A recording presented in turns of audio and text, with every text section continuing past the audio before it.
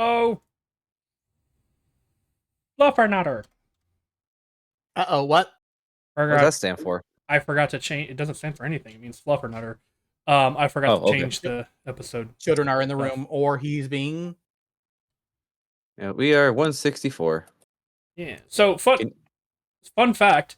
You can be demonetized on YouTube for cursing in like the first. Is it like 3 minutes or something like that? I think. Oh shit! So we've never been monetized. No. Thanks to me, probably. You know how many times we started an episode with like literally dropping the F-bomb? Uh-huh. By the way, this is for mature audiences, just in case you were wondering. Yeah. And somehow haven't figured it out yet. Yeah. And just so that I'm clear, I'm watching you, children. Anyway, now if this video gets taken down, that's why. Oh my. Yeah, it's day 5. Somebody do the recap. Oh, is it day 5? Or is it? I don't know. I lost count. I haven't been counting. There's a fucking diagram. I see that, but I didn't realize you were keeping it up to date. He has to. He's the one who 50 eyes. Who among us who do the recap need inspiration?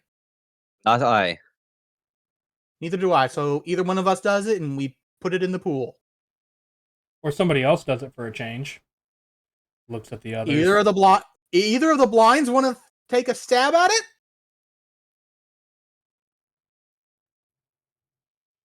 That silence says everything. You know, I think there's one of us who has never done the recap. Ever. Looks at Vert. I think he's done it once. Yeah, I'm pretty sure I've done it once, and that was it. And that was literally like a 5-second recap. we did the thing. We did 1 month ago? Anyways. I guess I'll do the recap. We went into the basement, fought some people, threw a fireball in a room with some guards. That was neat. Fun. I didn't ask how big the room was. I said I cast fireball. Rescued people. Denoc got upset at a professional level over the lack of care and concern with the undead monstrosities. Just a waste of resources. Plain and simple.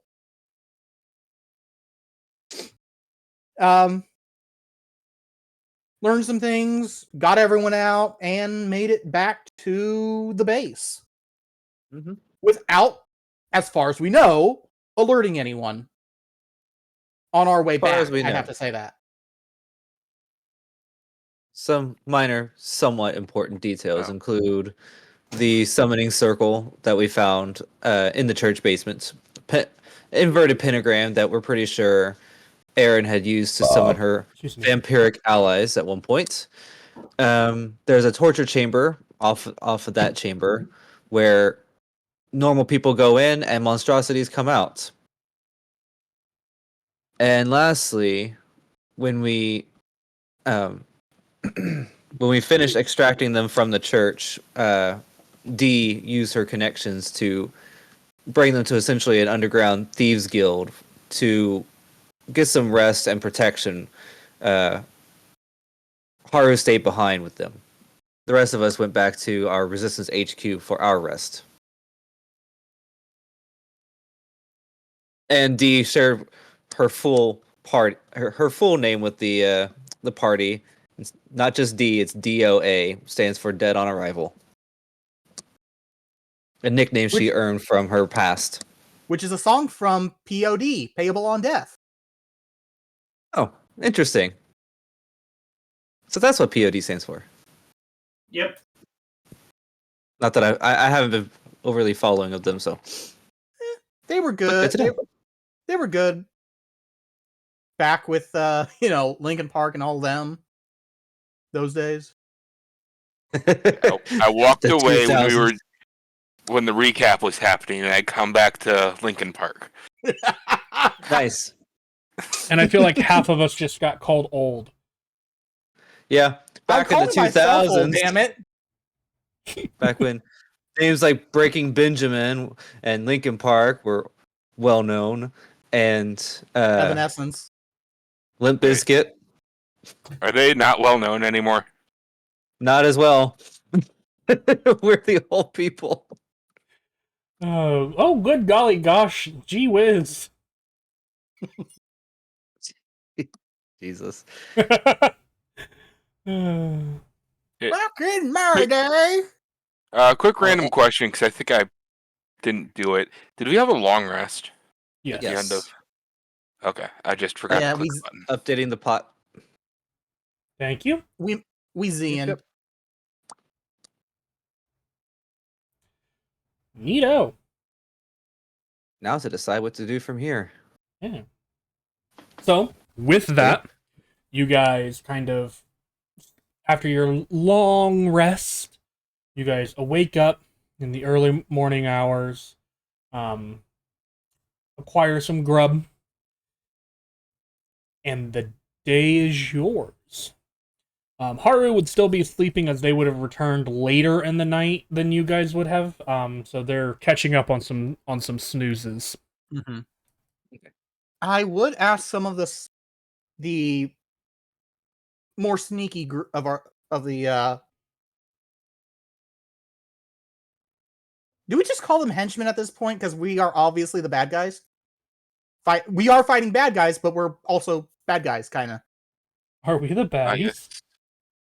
Yes. I mean, some our of the henchmen. terrorist stuff we've done, yeah, I can see it. Wait, why are we being nice and calling them henchmen? Let's just call them minions. Let's just call them the low fuckers and move on. The gophers. And there's the demonetization. No, we are approximately 7.5 minutes in. Yes, but within the first 3 minutes of the video, I think you said shit. Just throwing that one out there. My brain also immediately went, no, you were like, no, we are, and my brain immediately went, farmers, bum bum bum bum bum.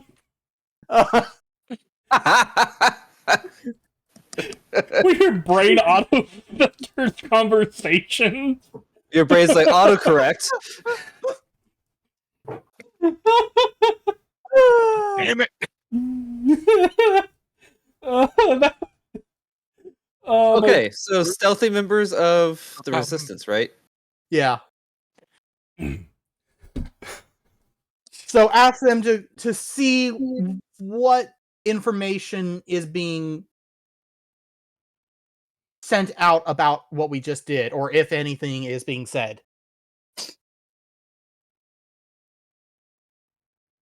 So our scouts specifically. Yeah. They're wanting to know what information? I'm sorry. Is the church saying that they were attacked last night at all? Are they keeping it quiet? If they are saying they were attacked, what are they saying?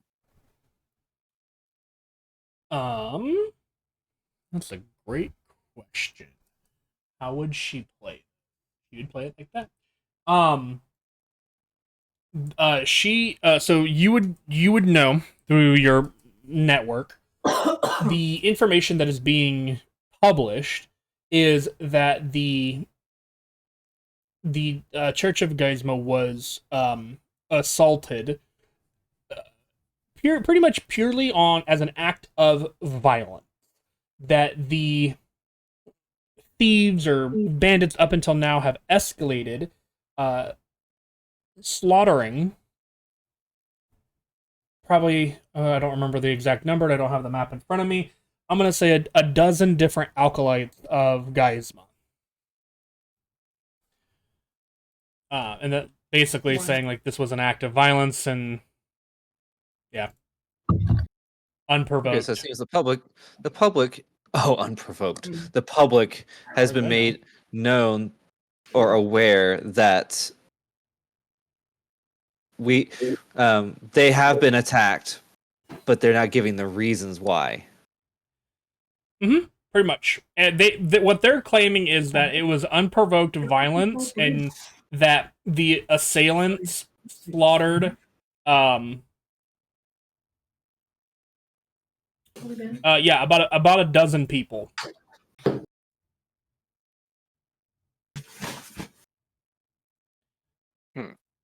I just went over and checked, and there were about 12 people that were killed. Yeah. Killed. I say with air quotes. He will begin signing to DNOC that this seems like a perfect opportunity. The church may be needing some new acolytes soon. Did I just fucking spark? And she kind of winks. All right, let's see how much of that I get with a Arcana check. I get all of it. Well, that was the. That was probably the next Oh, damn. You get the complete meaning. I also Even the unspoken words. I also love how his result was so much faster than ours. He was like, "Let's see if I get it with an Arcana check. I get all of it." And we were like, we all pause and wait Like, is it a nat and watch 20? it Where's load at? and wait and watch.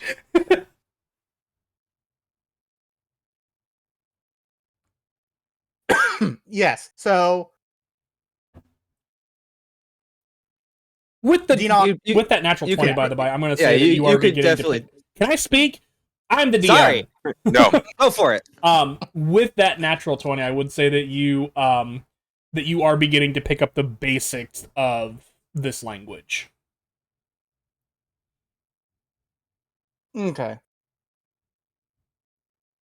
You With would my also be keen able mind to. also kind of being bullshit a little bit, it's like, okay, that, and that means this, that's not. You could most certainly tell that she's also referring back to the other job that Haru had mentioned the night before about gaining infiltration. You know, somebody essentially becoming clergyman for the church to gather information. Was that the idea? It was Yet's idea. I remember that. Do we have anyone skilled enough in infiltration of this manner to get in, or were you basically the only one they went talking to D? She gives you this look as though she's trying to, she's suggesting, really, like there's even a second choice out there.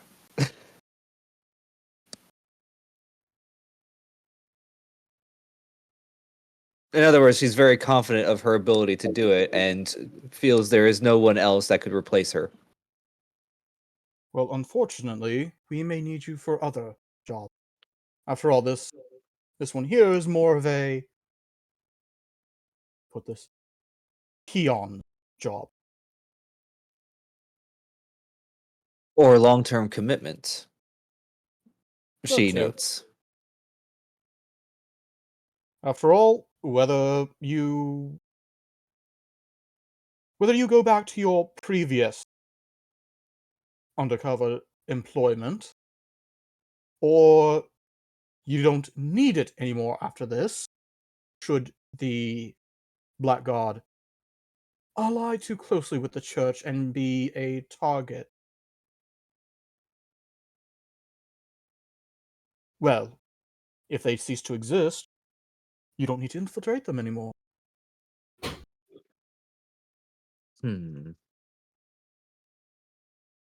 That sounds like a murder hobo answer. That sounds like DNOC is hinting at the suggestion that the church may call upon the Blackguard as means of de facto bodyguards, Essentially. which means infiltrating the Blackguard specifically or returning to that position kind of seems pointless. When most of the Blackguard will become our enemy Yeah. already. That is a possibility. She also flashes you a sly smirk and continues on that, pretty much stating, that means that you guys would have to be up against me, and I don't think that'll end well for anybody.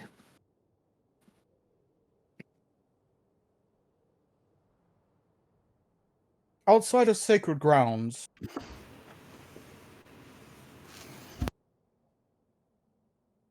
sorry, what? I didn't say anything. No, I just heard. I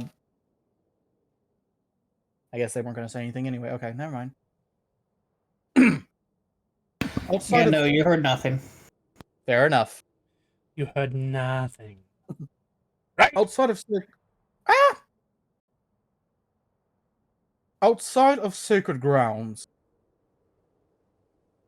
I'm fairly confident in my ability to protect myself.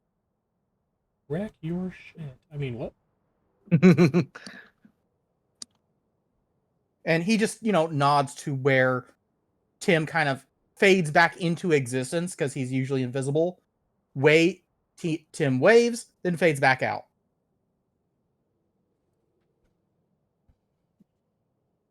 But we can get into a deck measuring contest later.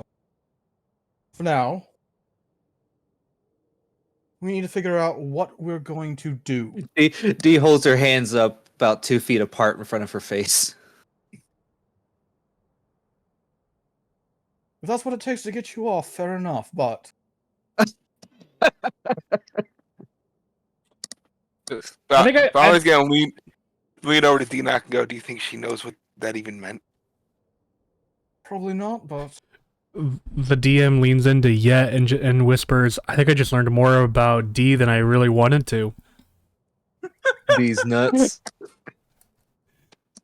I made that joke the first time we met you. Yep.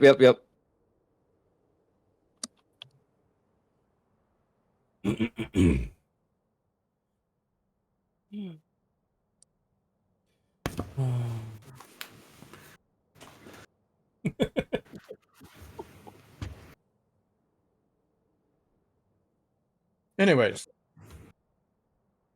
does anyone have any suggestions as to our plans going forward from this point? We've thrown enough wrenches in the plans. Had a wrench of thrown into our own plans.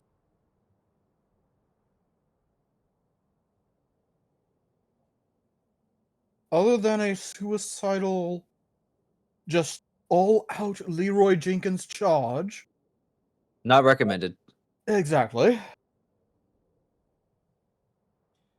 Leroy.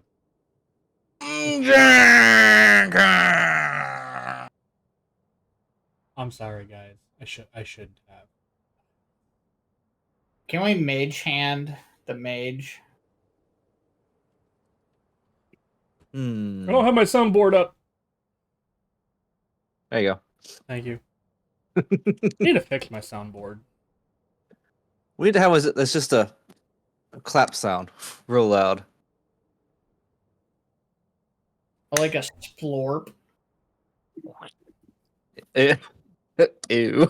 Not sure that's a mage hand. That's more like a mage blade in your gut. I Oh my mean, God, you it's- like oozes, so All I got is the clap. And you're I mean, giving it to that's a him? mage hand.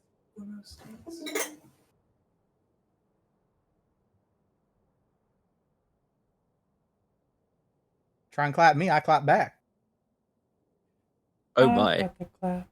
it's like you're getting slapped by a predator ooze.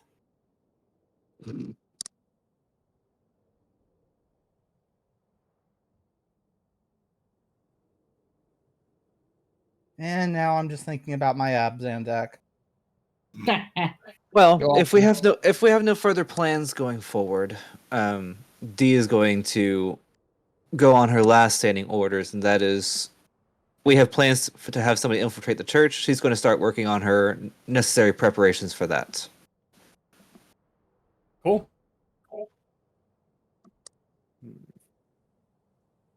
And she'll excuse herself from the table or wherever we're sitting at breakfast and sneak off to do that.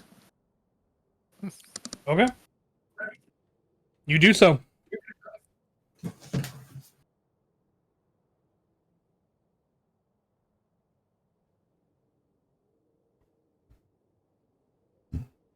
Oh no, it's morning. That wouldn't make. I was thinking Valnar might go get drunk and start acting like a chastised acolyte for letting someone destroy their demonic summoning circle. Oh, okay. Well, it's 5 o'clock somewhere.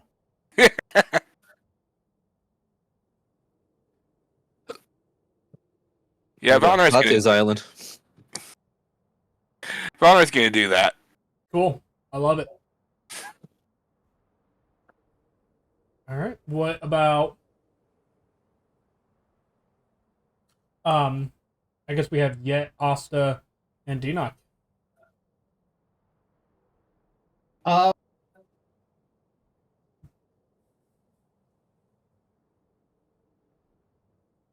Yet is not much of a planner. He is more of a doer. Yeah. So Unfortunately, we don't know anything for you to do, so that's kind of the yeah, thing. that's my exactly. Escort Valinar. Sure. The thing is, are there any? What race are you? Blind? Loxodon I or am something like a that? Loxodon. Yeah. Are there any good Loxodons guess. on this island other than our No. friend? Yeah, you're gonna stand out like a motherfucker. Considering we pulled him from an island inhabited by all sorts of dragon kind, which is also a very rare species now. Yeah, you didn't think so. Mm-hmm. So, unless you want to basically say, hey, the guys what are against the temple are right here. Not really a good idea for big elephant boy to be just on a more not stealthy but slightly covert operation. Out on a stroll. Yeah.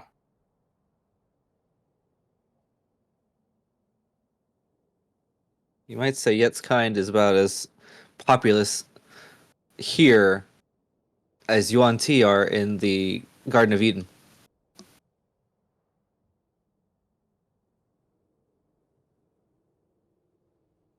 Okay, I'll shut up. Cricket. Yeah, I mean that'll be a first. your silence speaks so many volumes.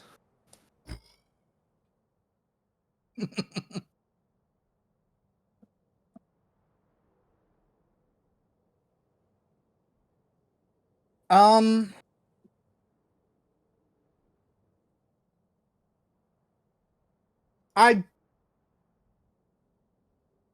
I would suggest Blind used to actually stay at the base and continue helping the thugs train, and Archer go with Vert. Because I'm pretty sure that there's at least a few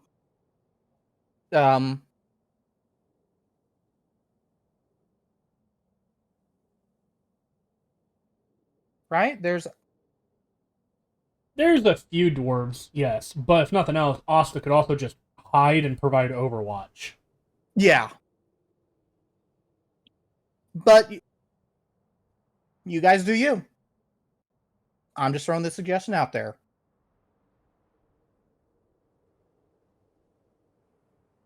Whatever they do, Dinok is going to Overwatch for Valimar.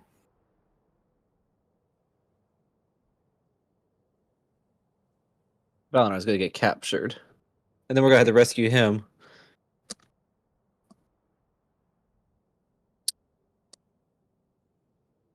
Dinok's going to, at the very least, start theorizing about using using the blood magic summoning circle, but trying to, like I said, right now it's just all theory crafting, nothing actually being put onto paper.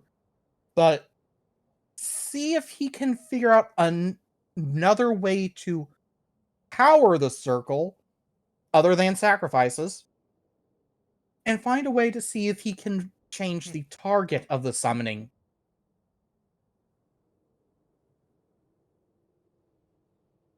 Okay.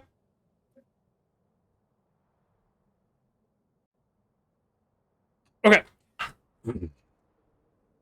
So we'll resolve this in kind of like the easiest to hardest. So yet, give me an athletics roll. Okay. I shall.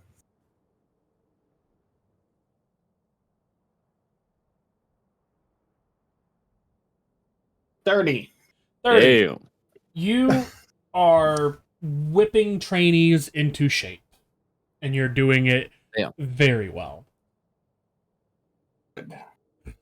Asa, are you going to basically attempt to avoid being noticed while following Valinar, or are you planning on doing something different?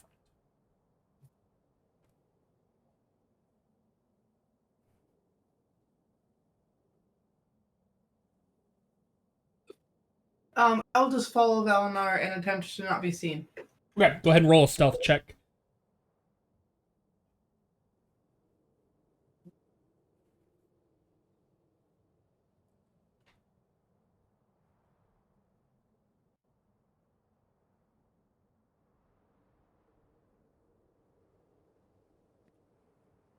$21.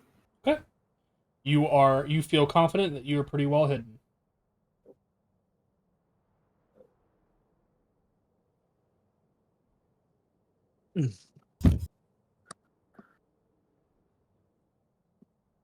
Valinar, Yes. are you actually getting drunk, or are you going to pretend to be drunk? Pretend to be drunk. You're going to pretend to be drunk. Okay. Give me a... Actually, hang on. Sorry. Can I get tipsy enough that I know what I'm doing, but also look like I'm starting to get drunk? Does that make sense? Mm-hmm. Just enough to sell it. Yes.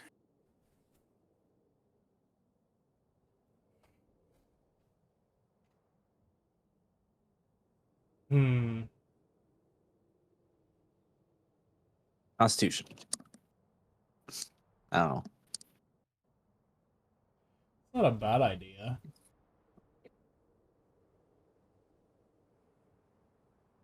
Yeah, you know what? We'll start with with a check. You'll probably have two, but we'll see how the second one is affected. Okay.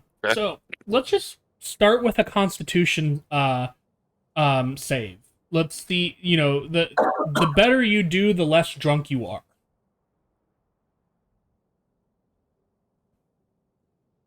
$19. Okay.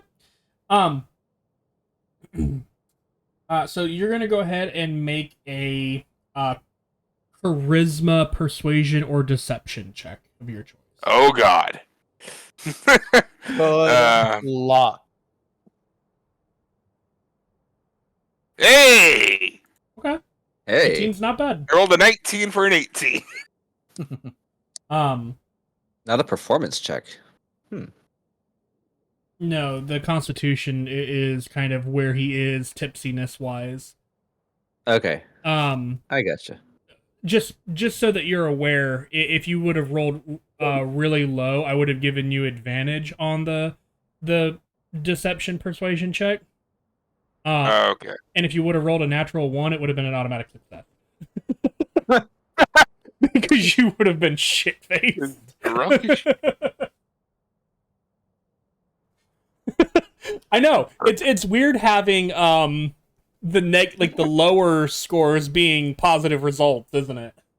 Yeah. So I'm not drunk. You're drunk. shut up. I am drunk, and so are you. Proximity drunk. D. That's me. You're creating a persona. Your class, I believe, gives you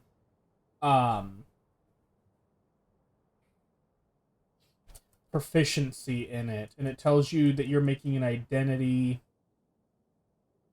It uses the terminology of unfailingly. Correct. If you have the allotted time. Yeah. It says 7 days and 25 gold pieces. Now, I'm sure the funding could be taken care of either by party or by Haru. Yeah, don't worry about the funding. The level of success is dependent upon how long I'm actually given to do this. Correct. But this would be at least day 1. Mm-hmm.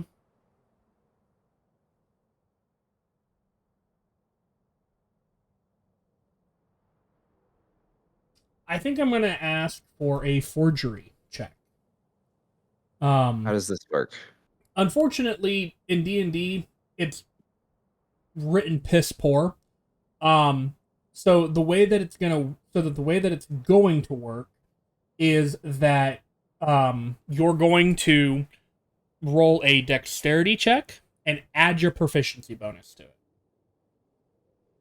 So kind of like doing a dexterity saving throw. Same number. Then yes. Okay. Soft 20. Okay. So that's one progression on it. Whoop, whoop. Do I need to jot that down somewhere? Just state that you have 1 degree of success. Just write it down. 1 degree of success. Yes, and why? And the reason why I'm saying it that way is because this is a time thing. You can spend as much time as you want on it. Right. The more time you spend on it, and the better your roll will be, the more degrees of success you will have. So if you get 7 degrees of success, then it's flawless. But up until then, there's a degrees of success in terms of like what an individual will do for will be like an individual will have a check based off of the degrees of success that you've had to determine whether or not it's fake or real. Okay. So right now you have 1 degree of success. 1 degree of success for my acolyte disguise. Perfect.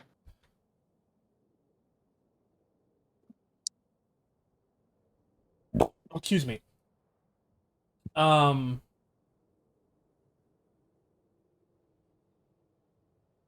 you're the only one I'm missing. But yours is going to be probably the more challenging of it. Based off of what you are wanting to do, I'm going to say that you're tiptoeing on the realm of Arcana, and because of that, I'm gonna ask for an intelligence check. But I have some modifiers in my own head that will affect the DC a little bit because of your very high Arcana knowledge. Okay. 14. Oh. Oof. Okay. I mean, I can ask. Are you happy with that result? Well, like I said, right now this is really just kind of spitballing ideas. Yeah. If I really want to, when I have downtime, I can take a day and just think. And just do it. Okay. Start sacrificing resistance members to try and build his own circle.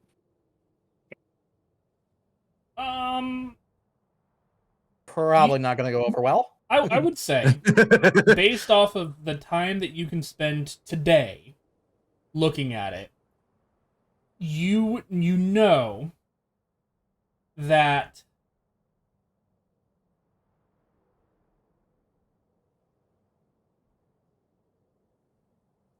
getting rid of the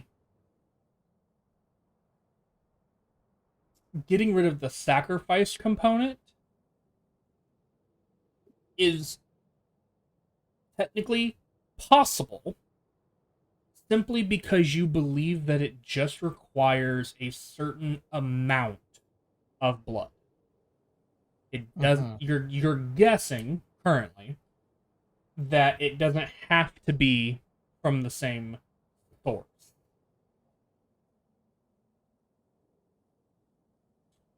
But for a 14, that's what I'm going to give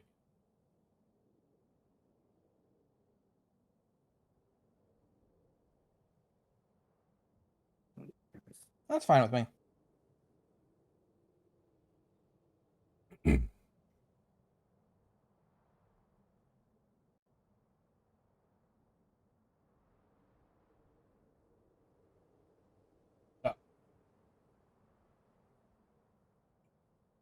I do believe that's everyone for today. So, everybody, Valinar, Yeah. I didn't actually give you your accessory. I'm sorry. So we'll start with Asta. Asta, you managed to stay hidden and don't lose sight of Valinar for the entire morning. For Valinar, you're having a little bit of a hard time selling the drunk, but people are buying your story. You know, even though you are pretending to be drunk, some of them are like, yeah, that story's interesting though. What? Like, like it's kind of like one of those situations. But with that, your guys' morning passes.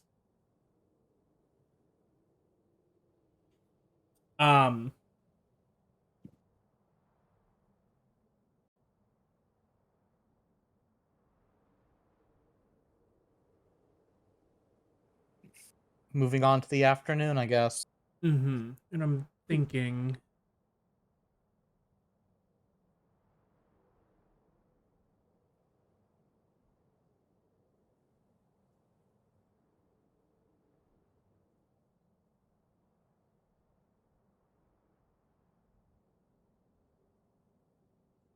I'm trying to think because I got two very smart bad guys, and I am not as smart as them.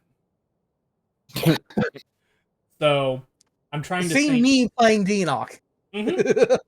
Yes, but the difference for you is you can be like, "Hey GM, can I get a hint?" And I can roll with you on that a little bit. I can't really do that with my bad guys because I am the DM.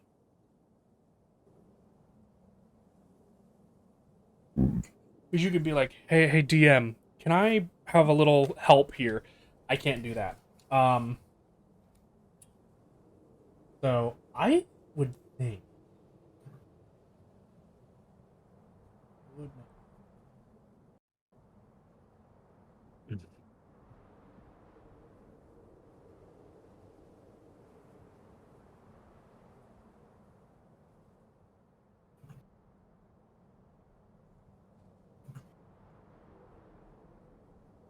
Yeah, that would make sense. Hold on, I gotta get some dice. Oh boy. They're right here in front of me. Oh boy. Oh boy. When the DM needs to grab more dice than what's right in front of him. I just needed my D20. Relax. What was that? 3d20s.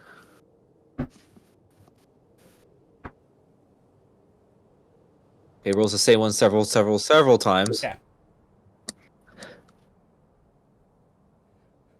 Look, if you didn't get Causing a lot of if you didn't get the result you wanted the first time, you keep. No, I'm kidding. causing a lot of anxiety among the players. There were a series of checks that I needed to roll. I rolled them. Okay. Keep rolling. Do you guys kind of reconvene in the afternoon? Like meet back up in the hideout.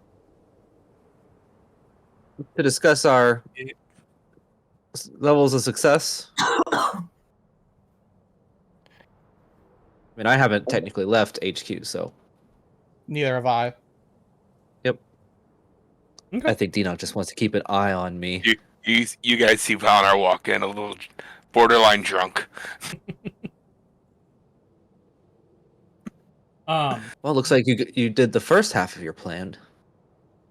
Of course, she Uh-huh. signs this, and I don't think Valinar understands her yet. I like. Valnar just kind of stares and goes, "Why do you keep doing things with your hands?" You have pretty hands, magic lady. Anyway, She uses prestidigitation to spell out "don't." Valnar's gonna look at the word and go, "Yeah, I can't read right now." He's gonna just lay down. Fair enough. Did your job a little too well.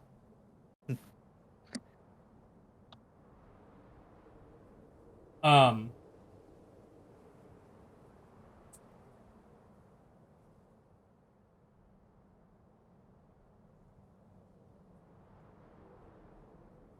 guess Yet wouldn't have had to have left either. Nope. Nope.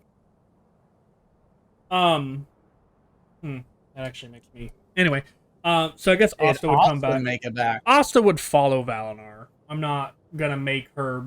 I'm not gonna be that mean. Unless she wants to wander off on her own again.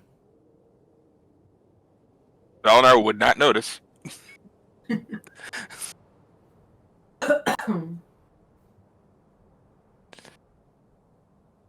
I take your silence as a no?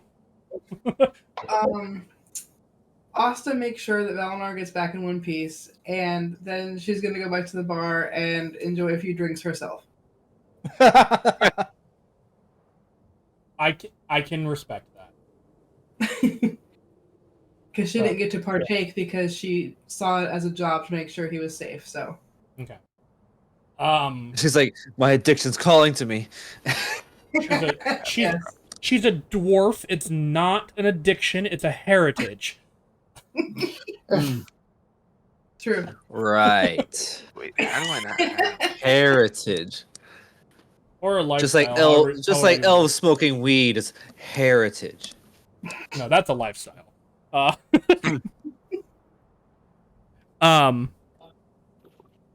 No, okay. So you guys would return in the evening and you guys would see that Haru is awake and conscious. He's currently filtering through some paperwork and things like that.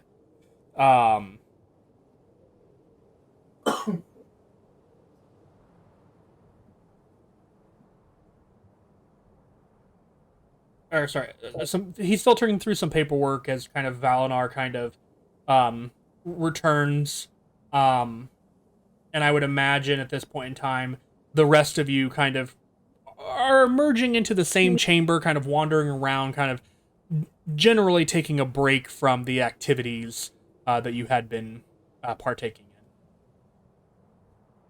in. We would at some point like to check in with Haru as to the status of the captives we set free last night.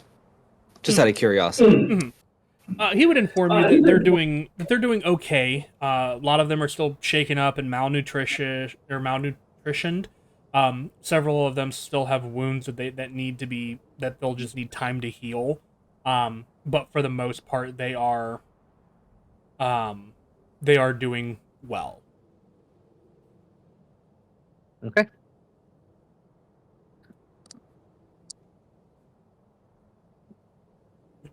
But the rest of you guys are kind of convened inside the locale, taking a break for a moment. I imagine Valnar is just laying on a couch pretending to be asleep.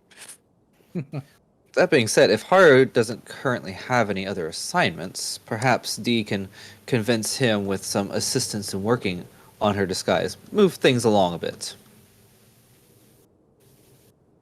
That is a choice. But she will let the rest of the party, who seems to have been working with him longer at this point, filter through their plans first.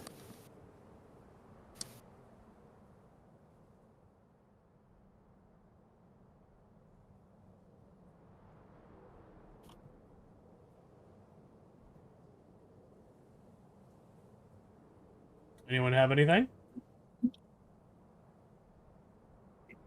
Deanoch just kind of shrugs and is just like, all I have right now are some ideas.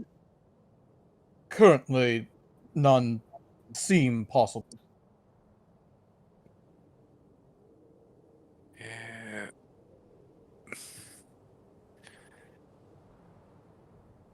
If this Aaron is such a big threat, she's signing to allow Haru to translate. It's only a matter of time before she either finds HQ here or makes a move on us somewhere else. So whatever plans we have, we better enact them soon. Whether they seem feasible or not. I also think that we should act on the assumption that she already knows where at least the majority of us are operating out of. Exactly. This place won't remain safe forever. It's always been a safe haven for fugitives and ruffians alike, but you can only do so much. All while praying that they don't just pry the chains. My nail grown today. She actually took a picture of my nails before she took Hmm. them. That would be horrible. I don't think they would do that, but I only saw, what, one house fall?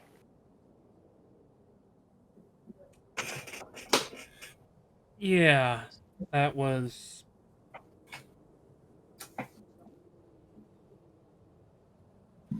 poor timing.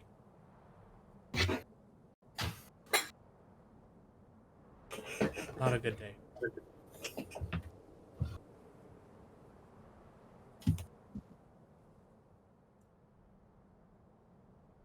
But what else can we do? What else can we do to kind of pull them out? We need to have an opportunity to remove them.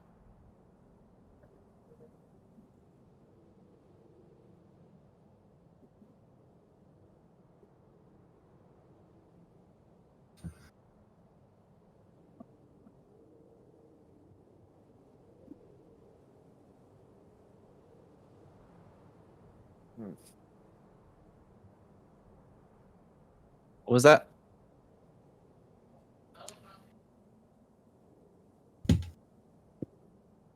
Sorry, keeping up with notes. What happened? Haru had stated that they need something in order to pull them out so that they can get rid of Aaron and Palama. Yes, something to draw one or the other out of the church, out of hiding, instead of trying to face them both at the same time. Yeah, that'd that make make everything go bad.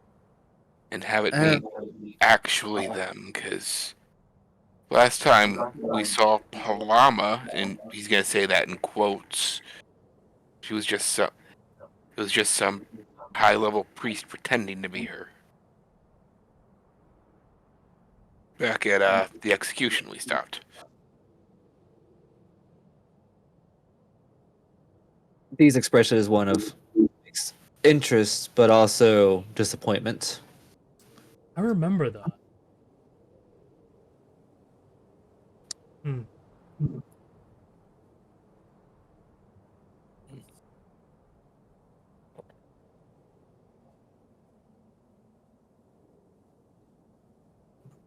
I don't suppose she would actually, either or both of them would actually leave the church if I was just waiting for them in the middle of town square or something.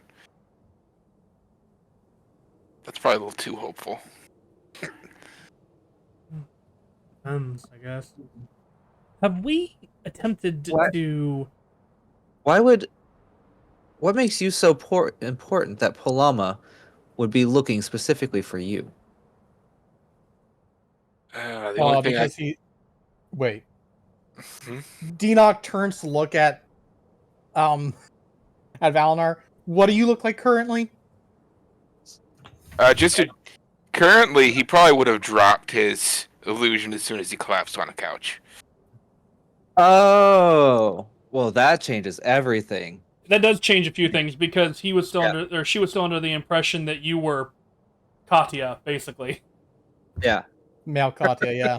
I mean, it's not going to change her expression too much. She knows of Valinar, and she would know why he's wanted. But in this current situation, Doesn't she know also, that she this also is Valinar. his wanted posters have been up around town for a while. She's had plenty of time to study it.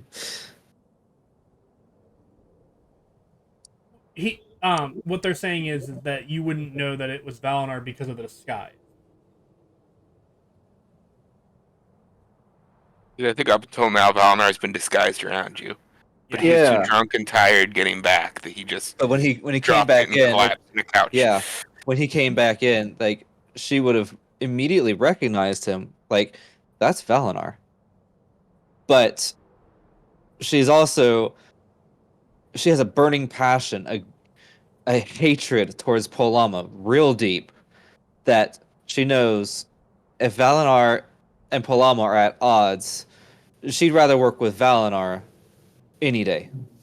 I would also say that if you could very easily look at Haru and like just judging from his expression and his reaction and everything, that the drop in visage is not surprising to him at all. Yeah. And that he apparently knew this, which if that's any level of comfort to you or not, is kind of up to you, the character. It is. It is. If Haru's fine with it, then she's not. Nothing's gonna happen.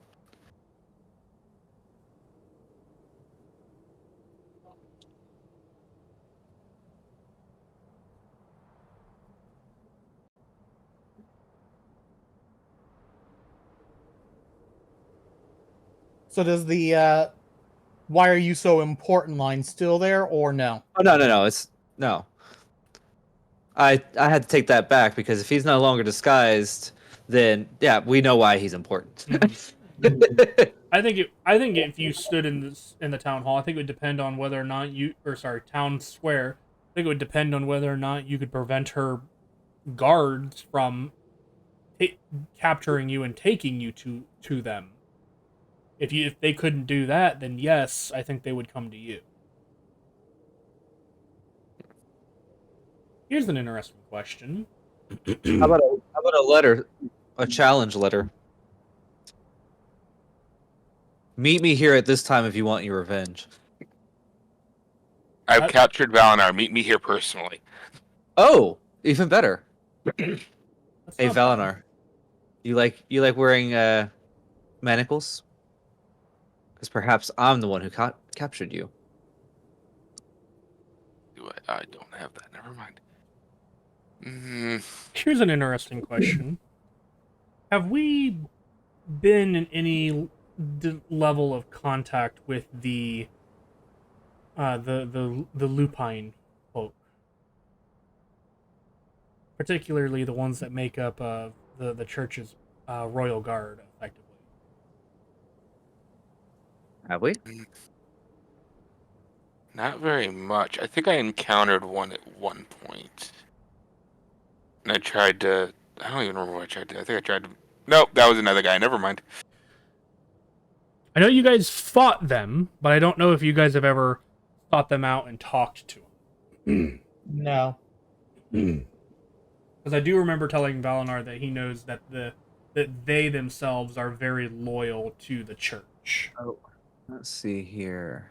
Yeah, like the church, and if we could convince them that Palama's acting against the church, despite being the head of the church. The last time you had any contact with a lupine, Valinar, you specifically tried to seek one out in Goldwild during one of our days here, but found out that he was one of the most devout among their number, and you were unsuccessful in trying to manipulate him. Yeah, okay. That's That's as far as it went. Oh, we could always try to seek out another one. You're looking for the same guy. Try to find another one. Hey, it's the same guy. Damn it! We're all just the same person. Yes, we're clones of each other.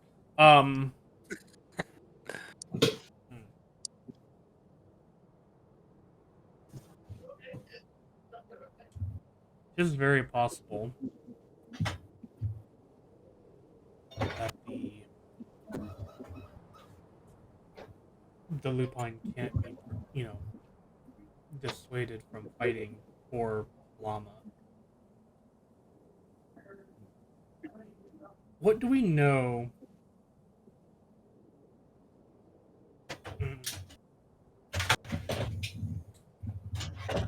Sorry, I'm making a check here. That's pretty good. Maybe we can sow a seed of doubt.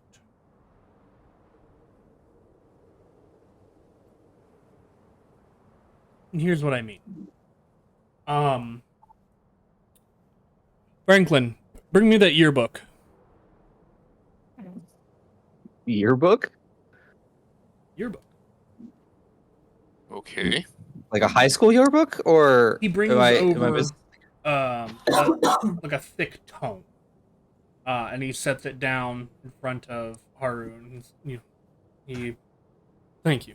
And he flips it open, flips through a couple pages, and then he turns the book around, and inside you see a few a few kind of small-ish portraits of what look to be like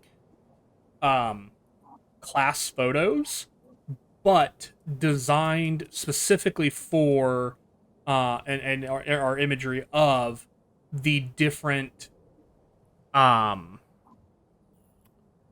guess waves of acolytes for the Church of Gaizma specifically.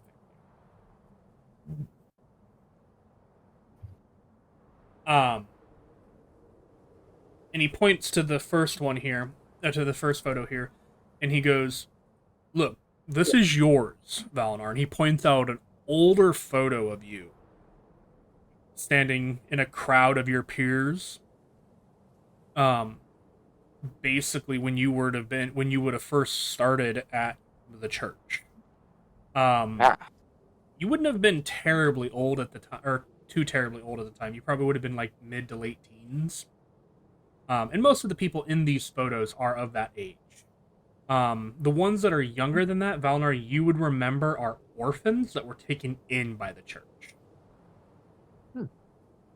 And he points at the photo of Palama, standing kind of behind the class. This also would have been back before Valinar would have had his sunglasses. Or wait, no, you were born with that, weren't you? Never mind, I apologize. That was not a... Right. Well, I wasn't born with it. I got them made up before we got there. No. Sorry. No, I'm trying to remember your backstory because I don't have it open in front of me. This was something I got the sunglasses on the way to Gold. Okay. So this was something for the explicit purpose of hiding from people. Right. But you had it. It was an innate born kind of thing, or was it something that manifested? I can't remember. I believe I was innately born with the eyes. Okay. So you would have had your sunglasses. That was my mistake. Okay. You remember that day. It was a good day. It was fun. Everybody was, having fun and laughing. Many of the teachers, tried to convince you to remove the sunglasses, and you refused. No. Palama was still relatively angry about that day, but beyond that, it was a pleasant day. He goes, "Now look at this," and he flips the book, like just taking a huge chunk of it and flipping it back, backwards if arranged chronologically. Excuse me. And he points to one of the one of the to a photo with a very much larger class, and you can see that this class has people who are much older than teens as part of it. There were several individuals who were in like their 20s, some even later than that. And he points to a young female who looked to probably be somewhere in her 20s. And he goes, "Notice anything particular about her?" Lines, microphone. Um, I'm gonna have everybody make a investigation check. Investigation. investigation.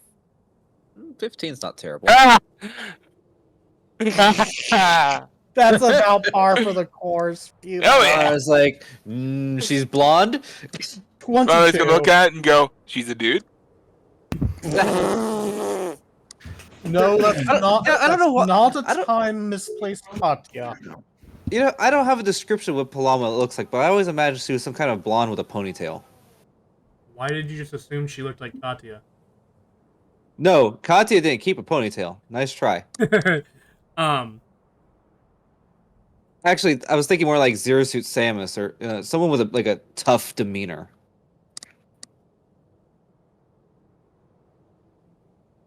We'll ask Oh, Valar I a little bit later. I see exactly what you're talking about. Hello, Paloma. You want to guess at how old this one is? He says, tapping the photo after looking at you, Denoch. Judging by the wear of it. What roll do I need to make for that? You got a 22. Well, it's also magical, so the imagery itself would be relatively pristine. Yeah, it would be really hard to make any kind of check to know what class this was. But you could base it off of the paper potentially. So go ahead and make another investigation check.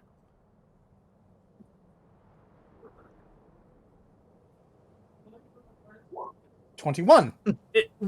The paper itself, the paper there is definitely old, given the wear and tear of it. You're estimating probably 200 years. What? Huh? What? She's human, correct?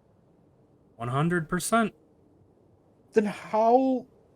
Bare minimum. This looks to be roughly 200-ish, maybe more, years old. What? Yeah. And as far as we can Oh. tell in the records, there's no record of Paloma having a child.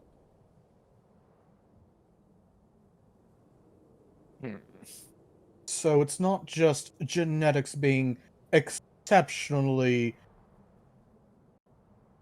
favorable to the mother. Yeah. It's always been? D would suggest that there might be some kind of magical means for her being so young. Potentially. Okay. I just want to point out something. While everyone's talking about this, Valnar's kind of ignoring them. He takes the book from Haru. Then he's gonna pull out a pen and start drawing like devil horns and stuff on Paloma. Just while they're talking. We are drawing the conclusion that this is not Paloma's child. This is not, this is not Paloma's mother. This is Paloma, correct? Yes, from start to finish, it's Paloma. Okay, no, that's really strange. 200 years? No human can live that long. Other than being, quote, blessed, unquote, by something. No. You're a man Not of without... death. You know as well better than anyone some human trying to cheat death is not going to go over well. No. But, and here's the... Do you think this has anything to do with that summoning circle? No, the summoning circle was not that old. No, I mean, what if Paloma was never alive to begin with? The problem It would, here is there it would is explain why she has such a cold, dead heart. the problem there You're, is you're assuming she has a heart. the problem is Sure. Erin was not part of this equation before we came across her. At least I don't believe so. Correct me if I'm wrong, but before roughly, when did we encounter her? Week and a half ago, too? Something like that, yeah. No, that before- was the first sighting of her was a few weeks ago. But look at this. This is something that I found interesting. And he gently takes the book back from you, Valinar. Sets it down, and he continues to point out the girl in every photo. And he flips through for a couple of pages, and you can see the young lady becoming older. Eventually working her way through her 30s, 40s, beginning to turn into like her 60s. And then she's no more. He points to the first photo with her not present, and he goes, and I'm calling them photos, they're illustrations, technically speaking, just preserved with magical incantations.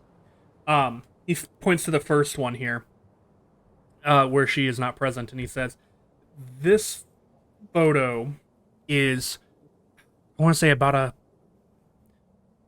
140 years old, which would have tracked for the right lifetime expectancy of Palama in the beginning. He says, kind of gesturing back to the previous photos of a human Palama, yes. Mm-hmm. And then he flips through. There's no resurgence until here. And he points to a young girl, probably no more than the ages of 8 or 9. And you can see it's a very similar face, with the exception of the I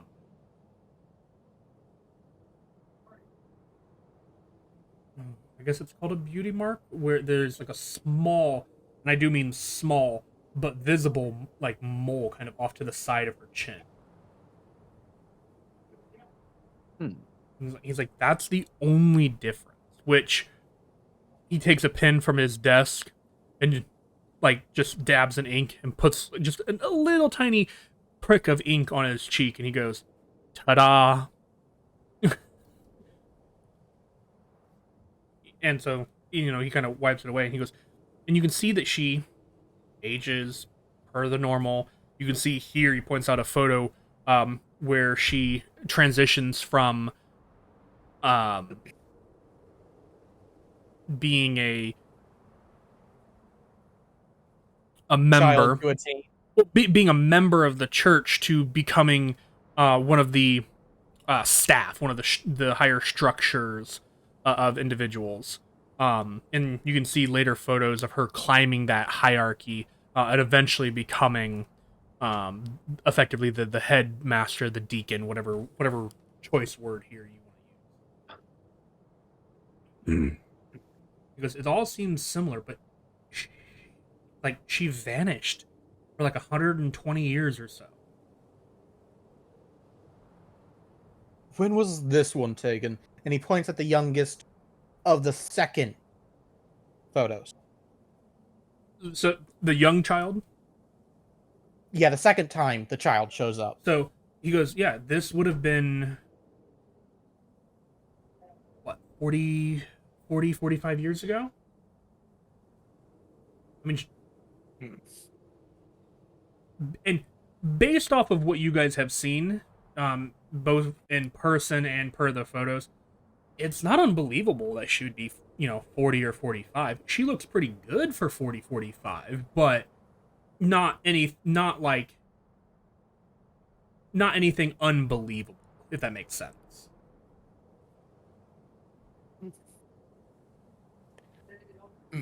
How would someone So- die and be reborn again like this? Here's a question. Do these illustrations have names at the bottom of every? Um, Kind of like a traditional yearbook would. so no, there's an additional book for that. Do we But you happen gotta to pay have that edition? For only 80 gold pieces. Haru does have that. Also, fun fact: traditional books, like if you're looking for like a light or not a light novel, but like a chapter book, like a book to like an actual book in D&D markets, a normal book is like 200 gold pieces. Oh, so I was Oh. lowballing it. Yeah. See, I was using the direct conversion, like each gold piece is $1.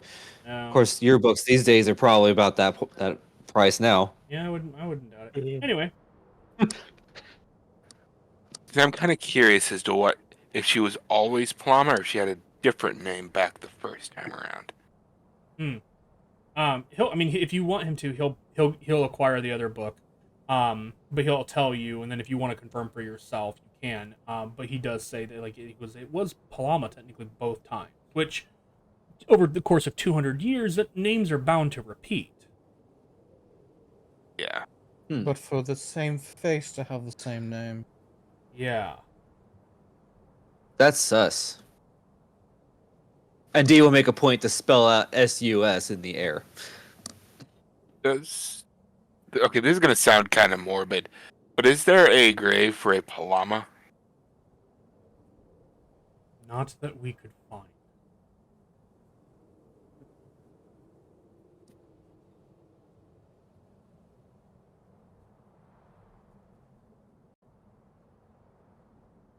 And I'm assuming then you couldn't find like any sort of evidence of a death. Not that can be traced. There were some issues 200 years ago, for the books that talked about a how do I put it? Occult-like thinking. A couple of churches were burnt down. It claimed a few lives, but the details of the lives were never or the lives' names were never mentioned. But that's about it. Like, I mean, there was apparently an occult, super long time ago. They burnt down a couple of churches, killed 4 people in total. And after that, the government stepped in, the churches stepped in, and just eliminated them.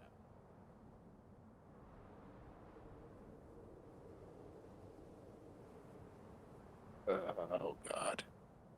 Names of those victims were never given, so it's possible one of those 4 deaths was Palama, but we have no record of it. Still doesn't explain why she's here today. I don't suppose.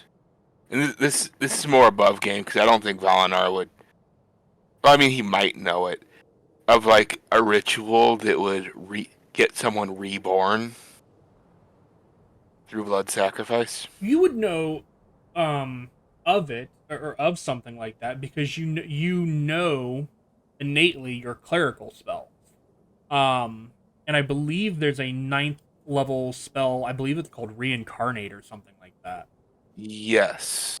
So you would know of that spell, but you're like, that's a 9th tier magic. Like, nobody can use that. Unless it's possible to supercharge it or forcefully create it with sacrifices. But that might be me overthinking it. Yeah, and I will tell you as well, like, just for your own sake of mind, to your knowledge, nobody on this island is powerful enough to cast that spell. The only person person that you can even think of that might have the power to do that is my Dale.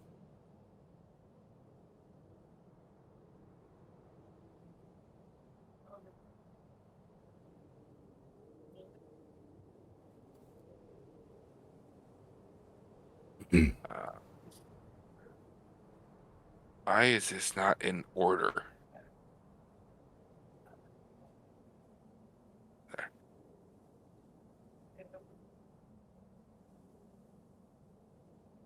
Sorry, I was pulling up the cleric spell list.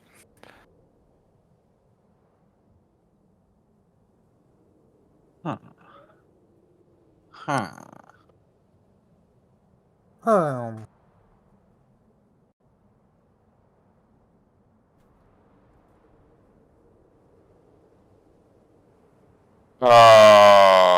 Okay.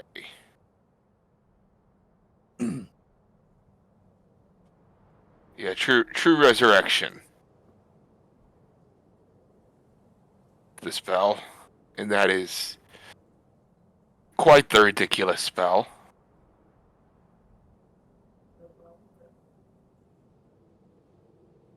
Yeah. If you don't even have a body, the spell will create a body for you. Mm-hmm. Also, as a side note, the time limit on it is 200 years. Huh. Huh. Huh. Huh. Huh.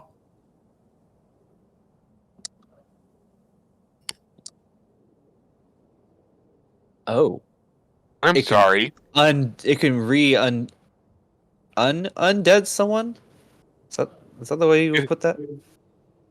An undead becomes a non-undead, but a living creature. 25,000 gold pieces. Yeah.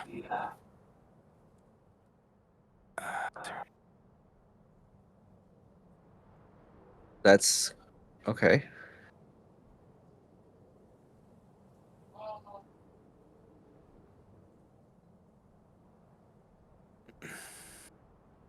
As we all go look at the spell now. Not that any of us would actually know this in game. No, Valinar would know the details of this. Valinar would. It's like, oh, I've heard of something, but the likelihood is impossible. Valinar will bring it up, but he's gonna very much be doubtful. Yeah. So the way that casters who know their entire spell list works, at least per my lore, is you know your entire spell list. You know the details, you know how they work, you know how they operate. And this is primarily because most of the classes that have this get that knowledge through like nature, through like basically normal means of or not normal, natural forms of magic, so nature magic and or they're a deity. They are just rejected the amount of energy that would be necessary to cast that spell until their bodies are physically ready and capable of handling such a spell, or they'll wind up like what Katya did, 40 episodes ago, but worse. Yeah. Katya's like, I learned my magic because it just appears. Sorcerers are not like that. They feel magic. They do it on a whim, literally. All of a sudden, I know what this spell can do. Mhm. I don't know where it came from, but here it is. Yep. Magic bullshit go. I mean, kind of, yeah. And it's like I said, it's more of a feeling of a thing. It's like I feel like if I do this, then this kind of magic is going to be released. Wizards, on the other hand, they are nerds. They create their spells, or they find them, which is why wizards can have a huge spell book if they have, if they find the appropriate spells and time, basically. They're like, you know what sounds cool? What if I could do this?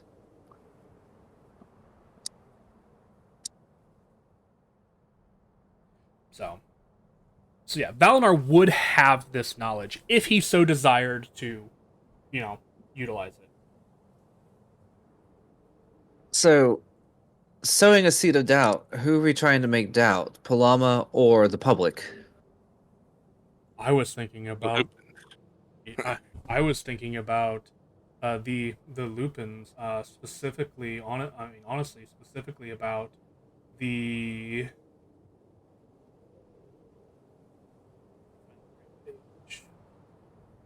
All it's done is sow a seed of doubt in my mind. I don't think the Lupins will buy it.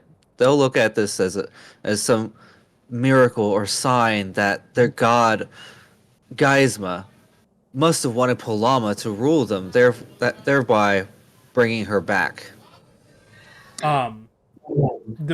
Specifically the divine fangs within the lupine race would be my recommendation.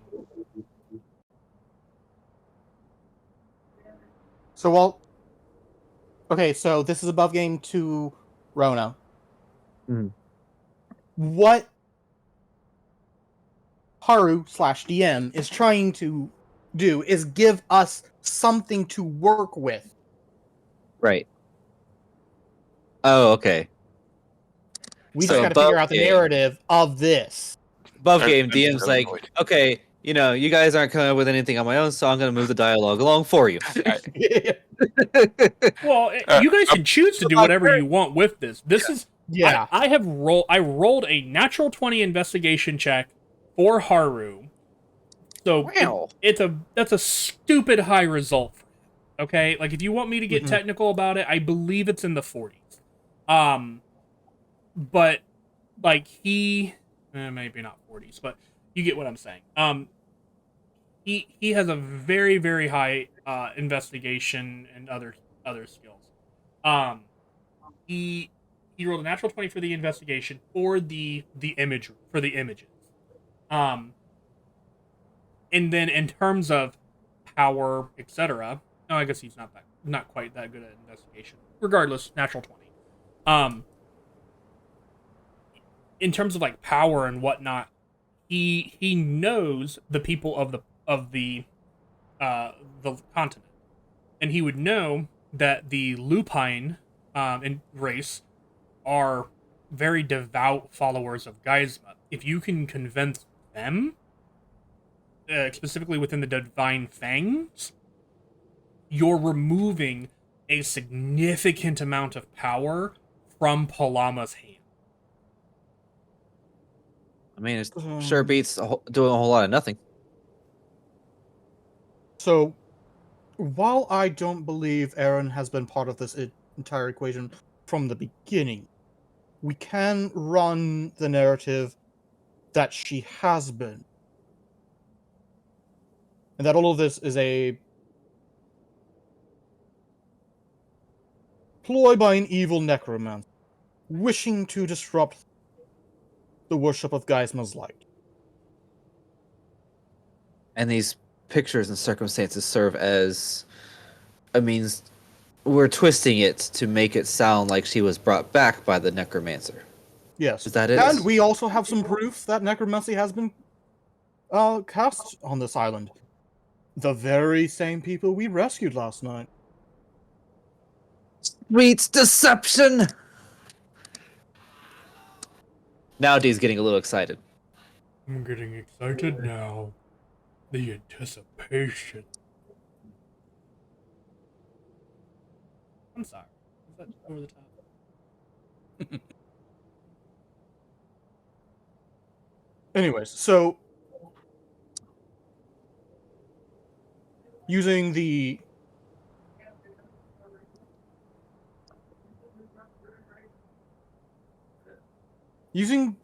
A, these pictures, B, the people we rescued, C, a few other bits of evidence.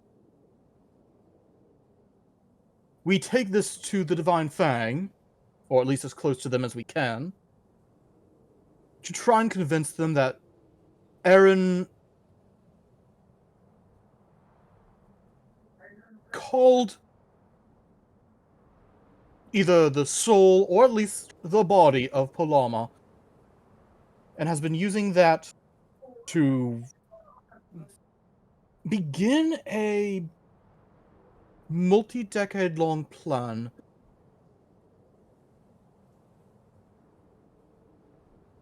to lay waste to Geisma's faith. After all, what is the greatest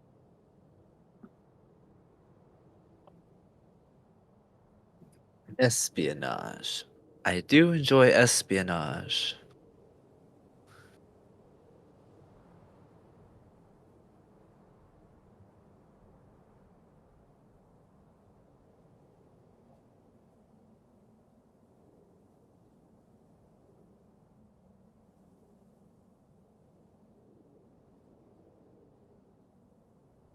Okay, so we have the evidence. We just have to figure out how we're going to convey it to the divine things. Do you think they'd want to speak with us specifically? Or do we have somebody that's a kind of a mediator, somebody who already speaks with the divine things that we can use as a medium? Valnar just kind of goes, "Yeah, I'm sure they'd love to speak with me." Speak in quotation marks.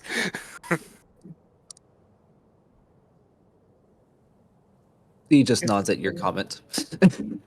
if there's no one in your group, Haru, I believe you, Valna, may have to be bait. Unless there's another way to contact them and get word high enough.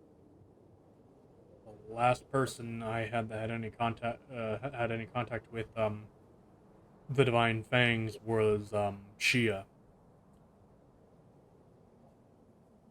Well, That's not going to work anymore.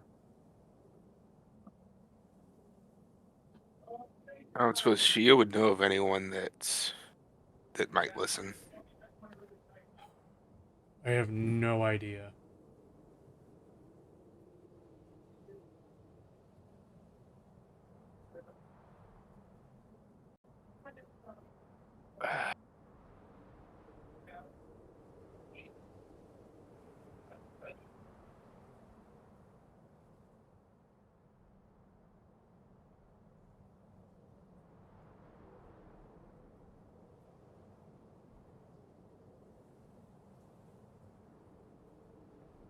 Yep, nothing.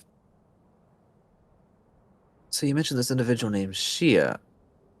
Why can't she be our contact? You guys stole her. She was going to be executed, so we went in and saved her. And you didn't bring her back. What? Yeah, well, Dee's not familiar Hey, with these events, so I thought she was on the Laputa with you guys. No, she. No. We dropped her off before we went to the surface. yeah, Nadon she went was with us. she was the point of Oh, contact. I We had fl- already I f- returned to here. I flipped that. That's my bad. I flipped them in my noodle. Okay.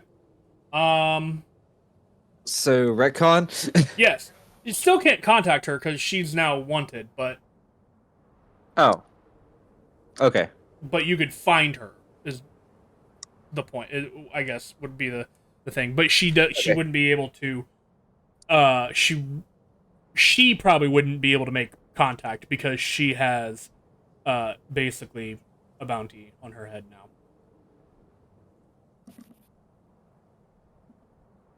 Okay. So we still had to figure out how to contact the Divine Fangs and get them to listen. Wait. Valnard slaps his head and goes, "I'm an idiot. and he's going to use sending to contact Shia to see if there's anyone that would listen to us in the Divine Fang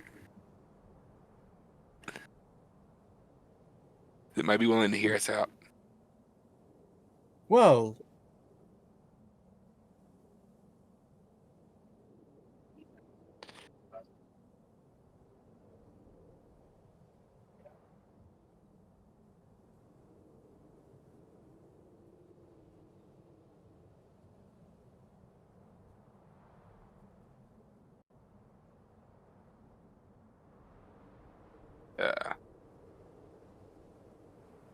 DM?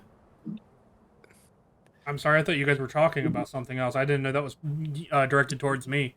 Yeah, But no, he said he's going to contact Yeah. by sending. yeah, you absolutely can send a message to Shia, and she will respond. Hopefully. Ah, great, here we go again. Smiles menacingly.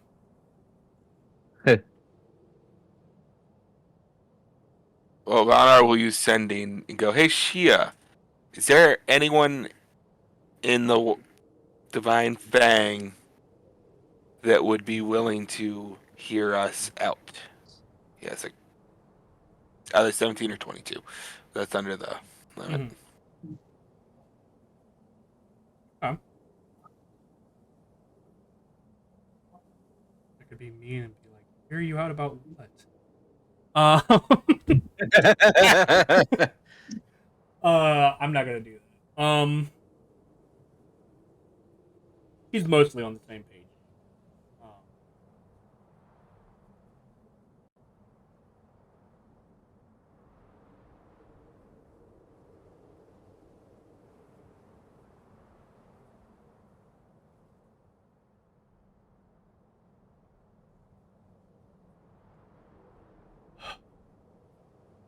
Oh, jeez.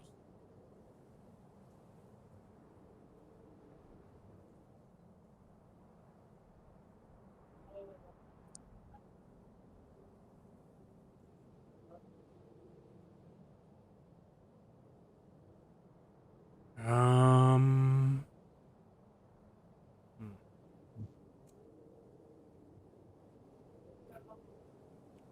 That's a tough one, Valinar.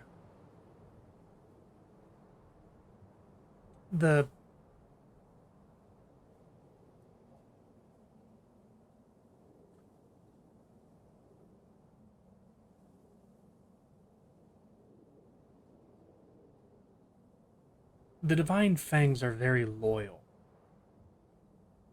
And the Lupines don't move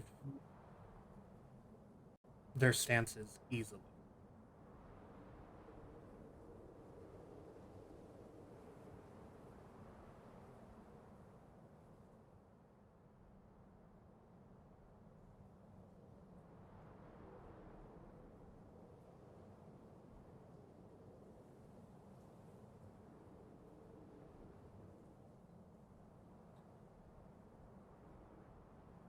Hunter might listen if you bring snacks.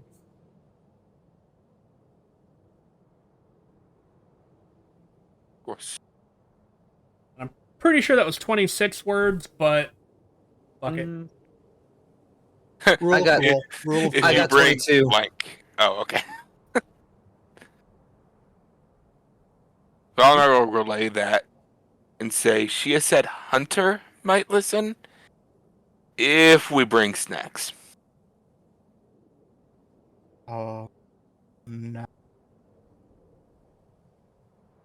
Snacks.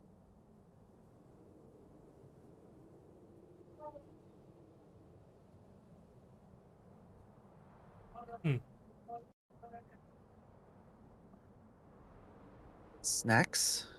Oh, well, Snack. lupine. I guess that makes sense.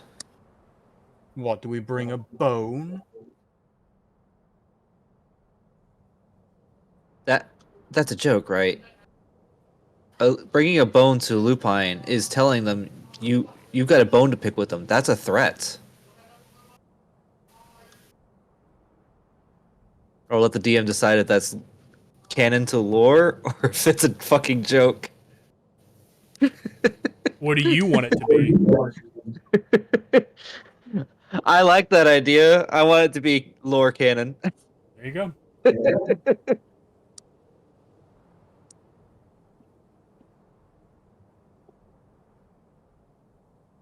That's interesting. Lupine implies canine.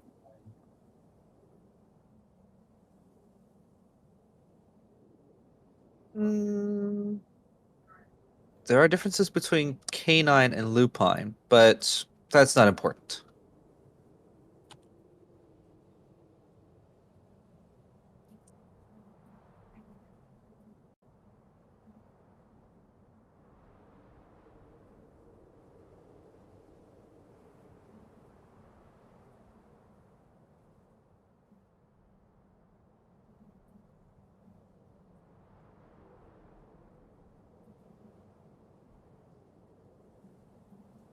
So, who is Hunter?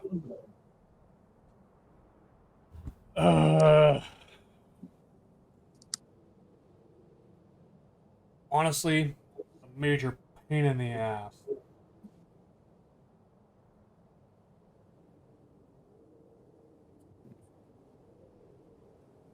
Just yours or for Well, everyone? Well, Is he a member he of looks Fangs? he looks to Valinar. You remember Hunter, right? He was the exchange student in our class.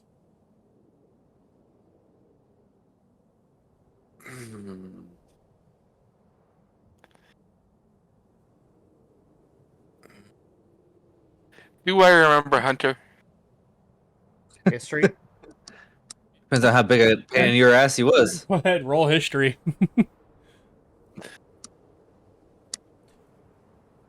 13. Vaguely, I feel like I may have built a block in my mind. Yeah, you tend to do that.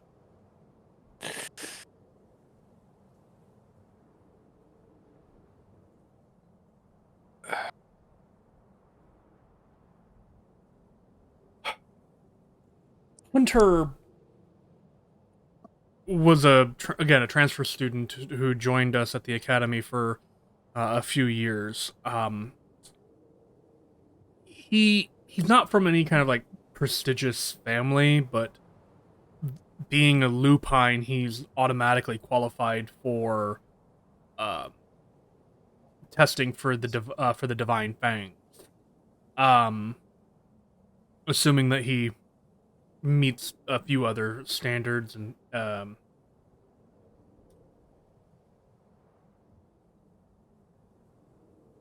few others few other things. He was pretty entitled to that sense too. But he excelled in most of the divine arts as well as combat. And if memory serves, I believe he was a little sweet on Shia a few times as well. Not that she ever noticed.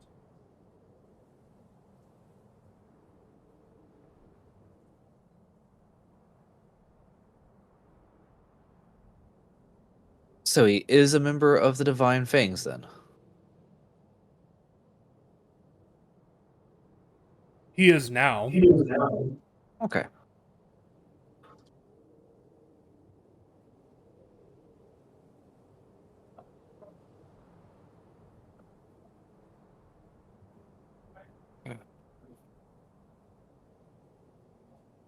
The information that he was sweet on Shia once upon a time, do you suppose that is something we can leverage?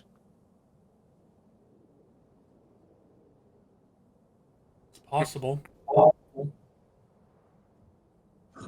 I mean, sure. I'm trying to imagine how she would react to finding out about us leveraging that. So, You're the one who could talk to her ignorant. from afar. Go for it. Ask her. Hell no! I don't might have a be death wish. He might be more willing to listen to her than us any day, based on what Haru just said. Moving on. What would she mean by snack? like literal snacks, like beef jerky, popcorn, shit like that. Oh, not raw meat. Okay. Oh, that makes it less fun.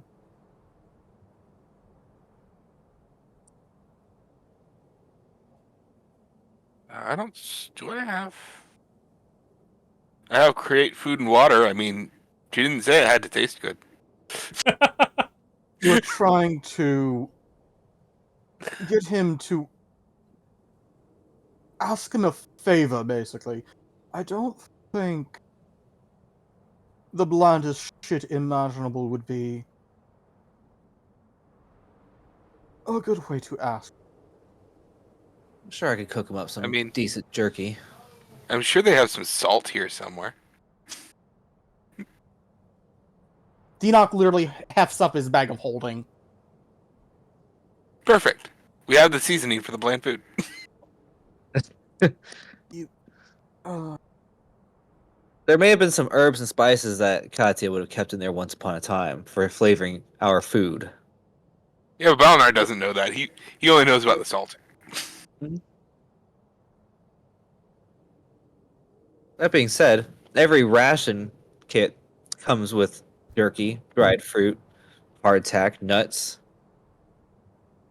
Why do they put Katya in those? I don't know. Everybody needs a little taste of Katya. Nope. Nope. I regret everything. Nope. Moving on rapidly. That'll teach you.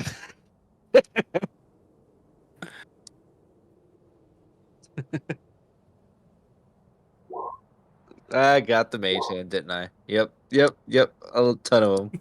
Just a few. bad Rona. Bad Rona. Spray bottle. Hey. He asked. Oh no.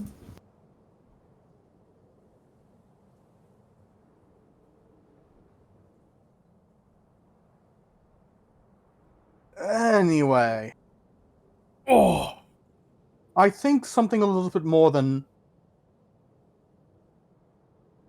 trail rations would be. I'm telling you, I could cook something up. That won't be a problem. That may not be a bad idea. That being said, Dee is not a professional chef. She did enough to get by.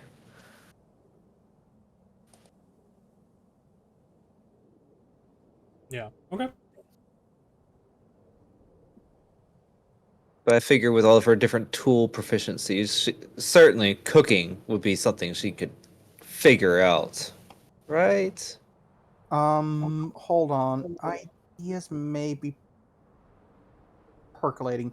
It's going to be an extravagant use of spells, but I might be able to get something actually worthwhile.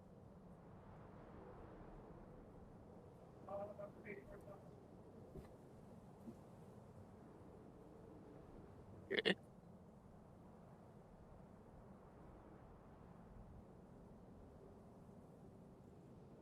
So what's percolating in that big fancy brain of yours?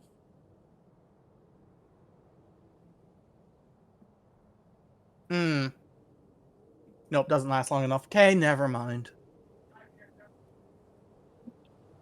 That's what she said.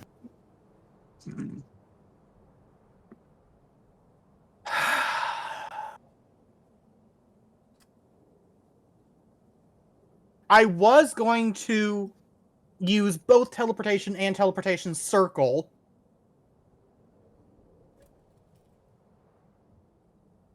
One to go to the Laputa, and then one to return.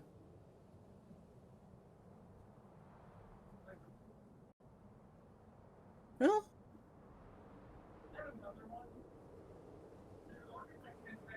the circle on the Laputa does exist, since it's the exact same coordinates, right? That is a fantastic question because you're creating it, but it hasn't been created. Yeah. But it's being cast every single day. Uh-huh. That's a fantastic question. I do not know the answer to that question. Because if the answer is yes, I could use teleportation circle to go to the Laputa, have our cooks whip up, a good meal, and then use teleport to return. Again, a very extravagant use of a 5th and my 7th level spell. But so long as we do everything we can to avoid combat for the entire day.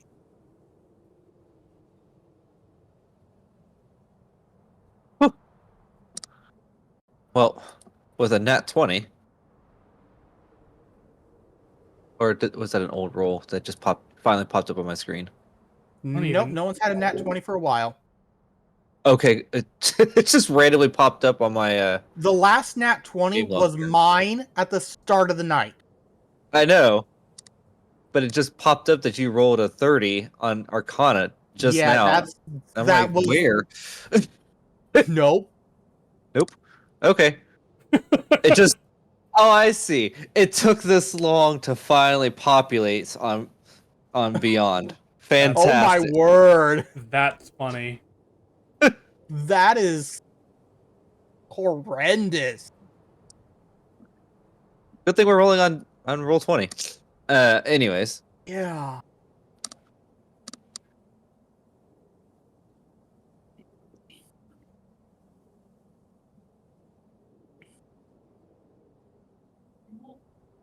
I'm telling you, brutally assassinating things isn't my only specialty. I could probably cook a decent meal.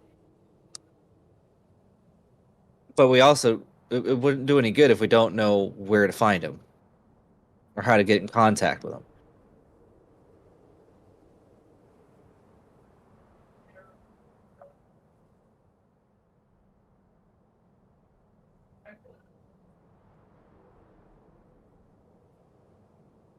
Mm.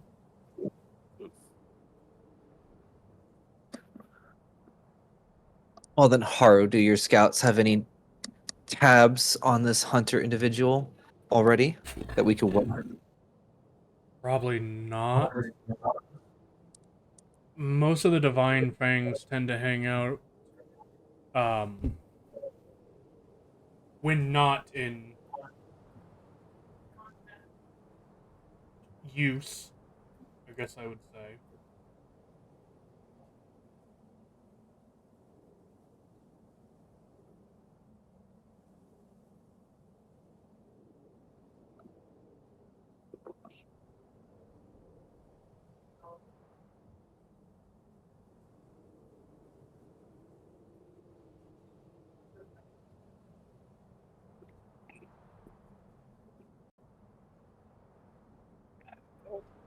Most of them tend to hang out around the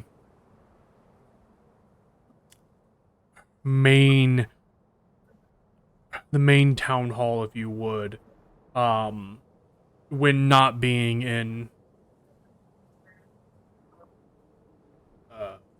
points of conflict, like when Palama would summon them. Basically, a lot of them tend to hang out around there.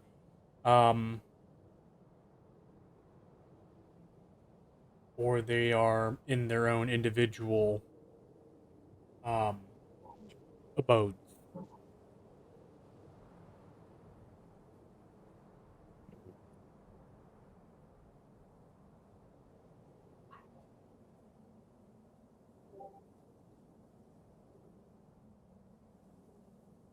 Mm-hmm.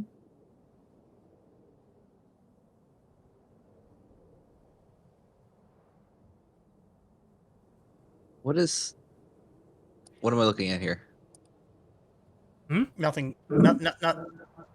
Nothing related. Gotcha. Oh, Yeah, oh no.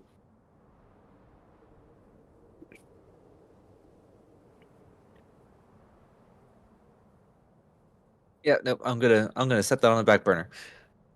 Ha, cooking jokes. Does anybody actually ever use the back burner? I do. Actually, yes. Oh. My wife uses it all the time for making tea. Only when my front one's being used. Yep, that too. When I'm using a smaller Yeah, pan, same. yes.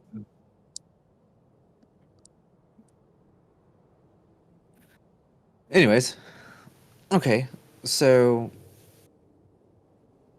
then we just send 1 or 2 people to town hall with snackies in hand. Ask to meet with Hunter and see if we can't win him over and share some brilliant revelations with him.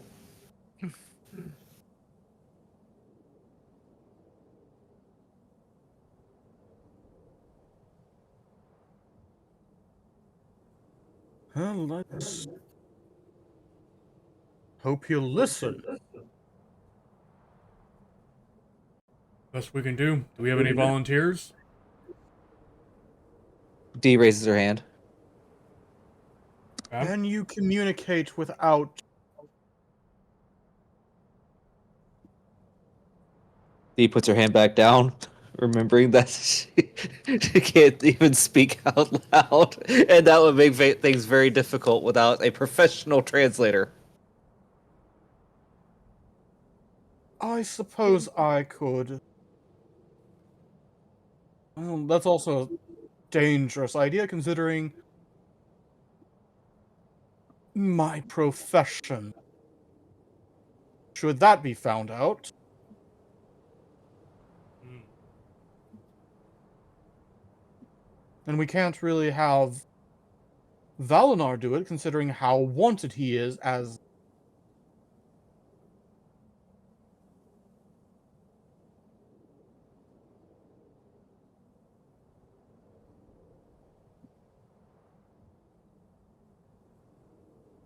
That just leaves the elephant in the room. Or... And he turns to look at the empty space where he thought Asta would be. Oh Considering shit! she's in the... Turns out she's at the bar making drinking buddies with Hunter right now, and nobody had any fucking idea. That would... That would... Pure coincidence. That's some sitcom shit right there. Oh my god. What? No. No. You did not just get a confirmation roll.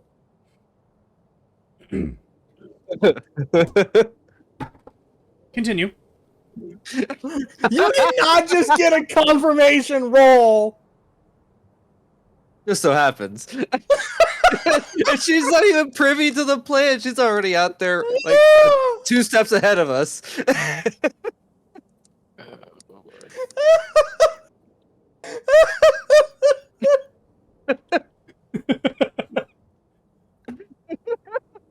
That's bonkers. No, you have to tell us Fantastic. literally. Was that a natural 20 or was it just a yes roll? We'll find out. Oh god. Oh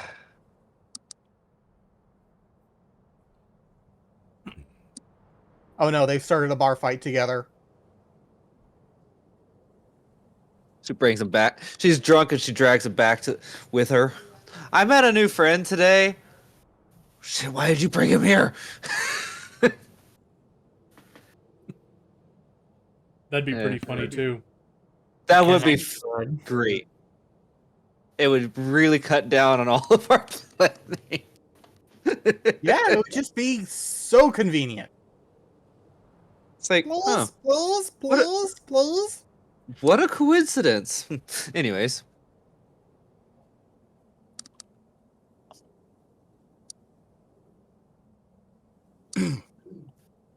So So assuming there's not some strange divine intervention involved, who would be best to send on this? Because as pointed out, we have a necromancer. We have 2 wanted men. An elephant that nobody's going to listen to simply because he's just too unfamiliar. as well as known to be an ally of the terrorists. Terrorists. Mm-hmm. And unless he knows how to speak with hands, I'm not useful here. It's unfortunate. Deception and espionage are my two favorite things.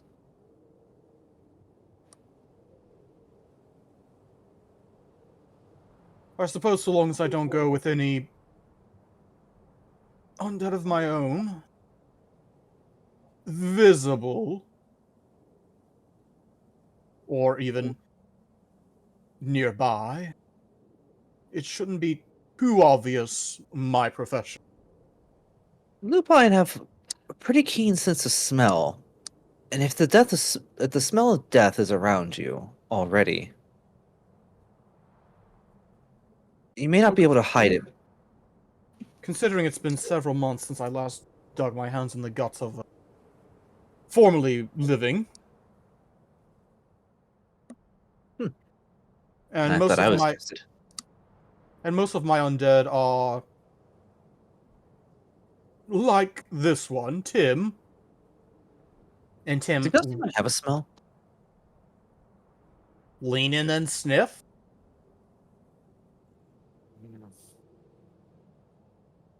Sure. Why not?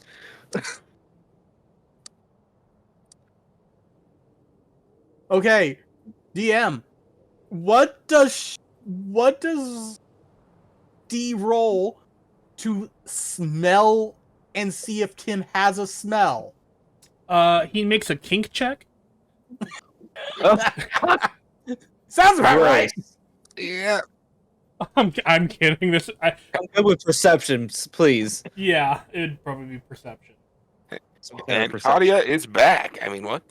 Oh, Claudia wow, never that's a left. 30. And again, it's a roll where the 2 and the 18 kind of stop at the same time. Okay, your dice have been doing that every single time. I know. Are you Kind of concerning.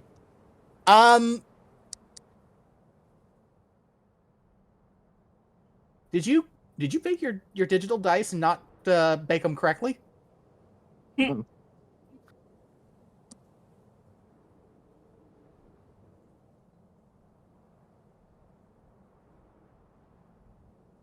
No answer.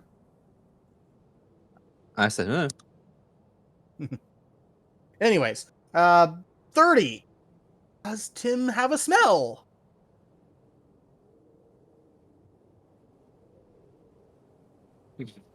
No, he's a ghost. good. And considering I've been using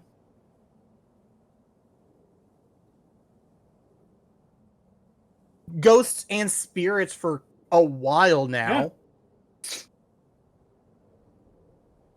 Yeah. Legitimately, note taker.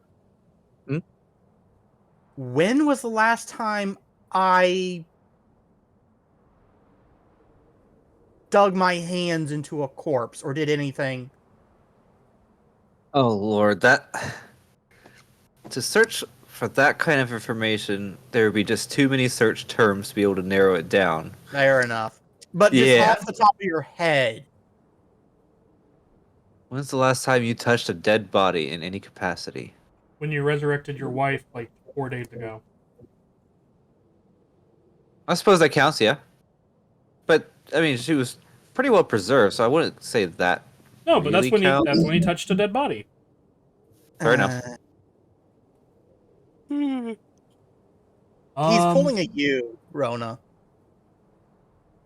I am trying to think, though. Long enough that we have to stop and think. Actually, the last time you touched a dead body has been literally just last night. I was gonna say you got bit by one the other day. Hmm. How's that holding up?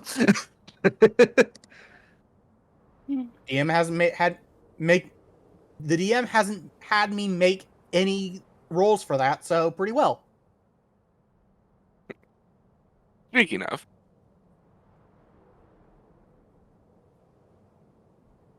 Yeah, speaking of which, Dina, can you... No. Okay, so we're going to try and track down this individual. I suppose Denock can talk to him. You could talk. I could talk. I mean, you translate for me, and hopefully he'll be willing to listen to two complete strangers about something. I mean, more willing than I guess talking to Valinar here, even though he would at least know who Valinar is. For all the wrong reasons. yep. Yes. I mean, to be completely honest, if a complete stranger walked up to me and handed me snacks and said, "Hey, I want to talk to you about something," I'm not sure I'd be very willing to listen to them or hear what they actually had to say. But that's just me.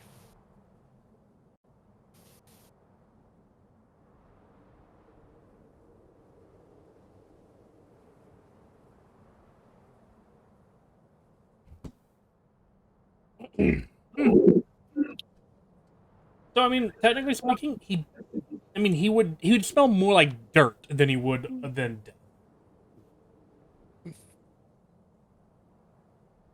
Did you do some Google searching? No. Okay.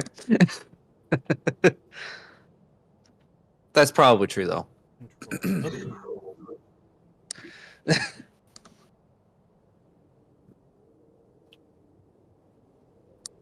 Okay. Now, that being said, how do we know he's not currently on duty? I suppose we just have to hope. Divine intervention. Here we go. Not that the church has done me any favors, but I suppose we may as well go out and about Where tonight. is the most likely spot to begin looking for him? I suppose. Town hall. That's what Haru just said. Away from, an important, well-defended location more than... Dude, Do you want to ambush him in an alleyway and be like, "Hey, look, we brought you beef jerky. Let's tell you about our Lord and Savior." No, Valinar. more like to sit next to him at a tavern or someplace. Hey, we brought you snacks. We'd like to talk to you, but do you mind going with us to the nearest tavern? We can have a drink and make merry. do we happen to but- know Suppose where that he, could work. I was gonna ask if we happen to know where he actually lived. That information you do not have. It could be acquired, but it would be one of your time segments. Yeah. So I suppose the idea is we find him at town hall, offer him some jerky, say that we just want to talk to him, and offer to buy him some drinks at the local tavern. Assuming he's even at town hall.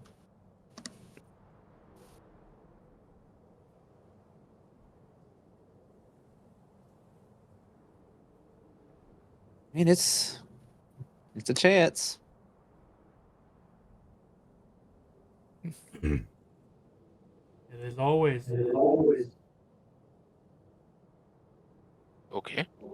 If nothing else, we wasted our time and nobody gets hurt.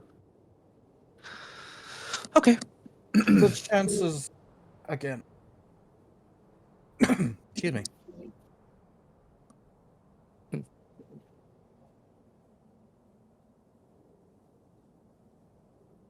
What was that? Sorry, my throat just tried to assassinate me. Oh my. I was trying to say, I suppose I'm still very leery about heading to town hall. And Why? Are you also a wanted criminal? Actively wanted, recognized, on spot? depends on how much Aaron has shared with Polama. After all, I was there with Valinor when we rescued his mentor. I might have something in my disguise kit to help with that.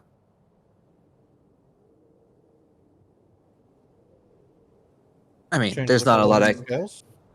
not a lot I could do with your scales, I guess, but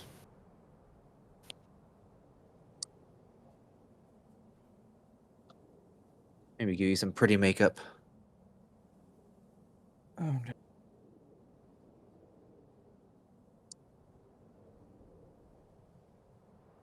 That's a joke.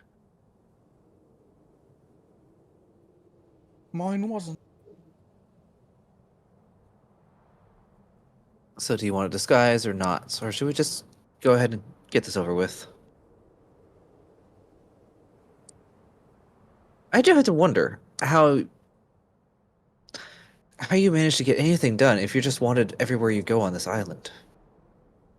We normally don't have this problem. Maybe you need to take a better approach of hiding your true identity when you're out and about more often. You know how recognized I am on a face-to-face basis, but outside of HQ, no one knows me. Not my name, not my face. I make that a point. So say I want to go out on the town and have a few drinks myself. Enoch keeps his mouth shut.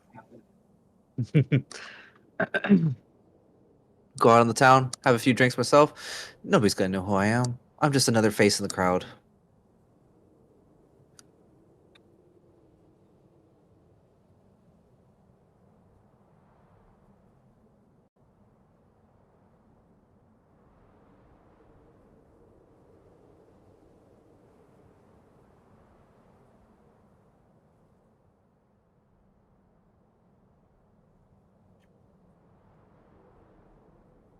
If you want to try and find him, you're welcome to do that as your afternoon activity.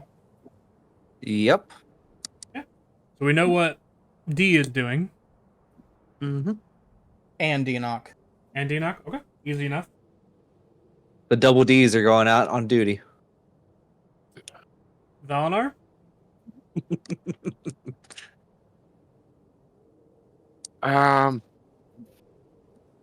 Valinar wants to just kind of figure out how or why Palama is just so old. So you want to do Let's that spend based his off time of, contemplating that. you want to just contemplate that, or do you want to spend time researching? Spend time researching the stuff. Okay.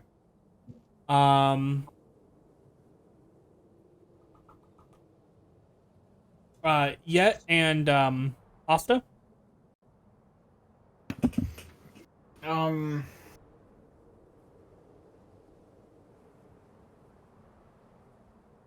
I mean, I can continue just doing whatever.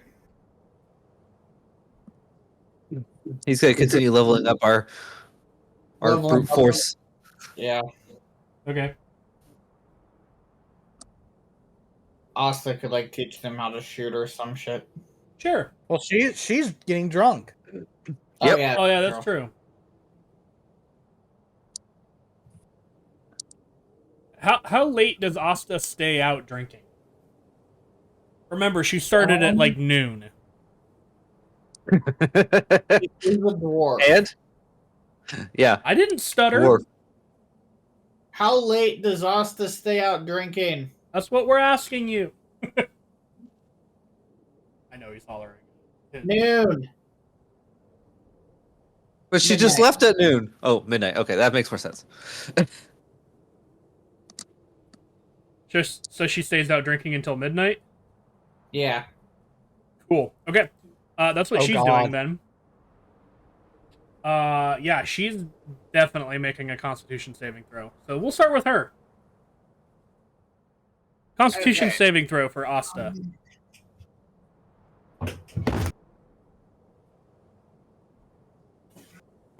Let me switch screens. Mm-hmm.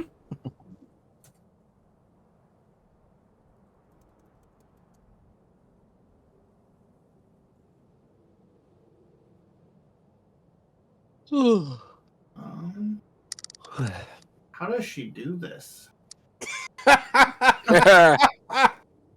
Oh no. What happened? You need to make a Constitution saving throw for drinking. For 12 hours? Yeah. Okay. I love that. Okay, that okay had the same equivalent of that's fair. Yeah. All She right, has I made need it to- not I just need a to job, step but away for overtime. just a second. Yeah, go for it.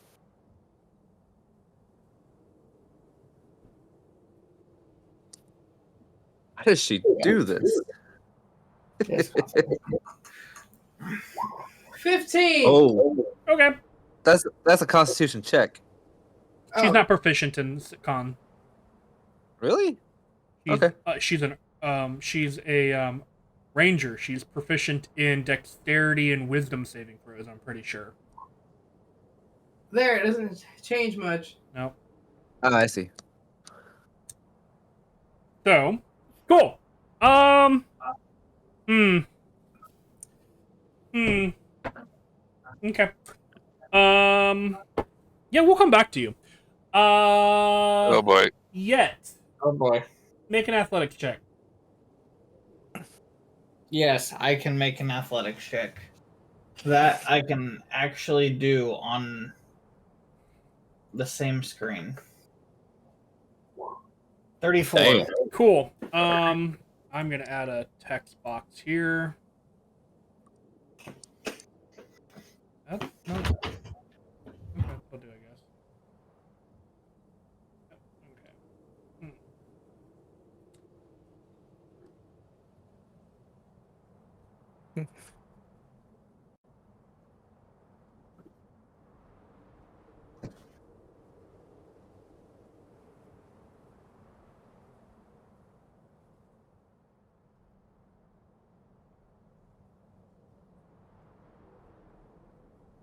I return. What did I miss? Nothing. Typing something or another.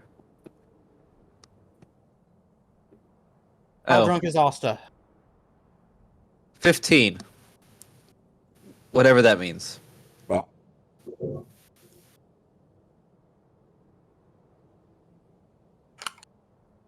I don't know if that's 15 tankards of ale or 15 kegs of ale. Well, your times training the brutes have increased their effectively their bonuses by 1. So now Nice. instead of any kind, if they ever make any kind of check for, as I put it, thuggish activities, they get a +1 bonus to that roll. Okay, Muto. cool. Valinar, Yes. you're researching, dude. Give me an investigation check. Oh boy. 11. Yep. So you don't really Well, not find negative. you don't really find any additional information. Okay. But you are welcome to make any kind of conclusions that you feel like your character would make. Okay. Haru is going to use his time to um work on your persona D. Okay. So Perfect. I'm gonna do a dex saving throw, kind of like what you did, to see how well he Per does. portfolio. Oh, nice. Okay, so it's a 22. So go ahead and add another degree of success to your note. Notes. Um, 2 degrees of success. um, bum, bum, bum, bum, bum, bum. Now we are on to Denock and D. Gonna be fun. You guys Yep. are going to the courthouse, I think is what you guys said. To Town kind hall. But yeah. of what who is doing the speaking? I No mean, matter what, Denock is speaking. It depends on who's. I was gonna be the one to give the detail. Try and get his attention, and when we actually, if we get a chance to talk to him, I was gonna be the one to relay the information and all that. But Denock would still have to be the translator. Okay. So as you guys approach the outside of the building, you can see two guards kind of standing watch at the very front of the building. Um, they appear to be lupine individuals, but they do not appear to be Divine Fang members. Based off of their armor and garb, because you guys have encountered. Well, D would be familiar with the Divine Fangs, but Denock has encountered them and has seen their armor up close. So, as you guys kind of approach, one of the lupines kind of steps out a little bit and kind of goes, "Alt, what's your business?"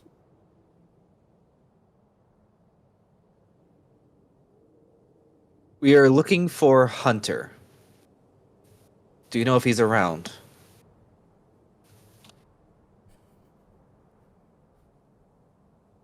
Andy will convey that, or Denock will convey that.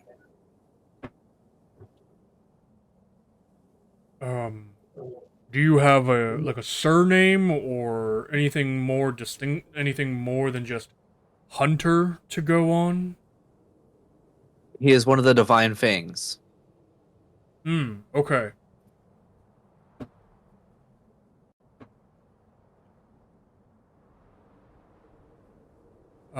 He kind of looks over to at his friend and he goes, "I believe Hunter's inside." As he turns back to you guys, uh, can we tell him who is asking for him? Okay, real quick, above game. What's the name of your friend? Shia? Yeah. Shia? Denock will say, "Friends of Shia." He kind of raises an eyebrow. Okay, I'll pass it along. Give me a few moments and I'll let you know if he wishes to discuss.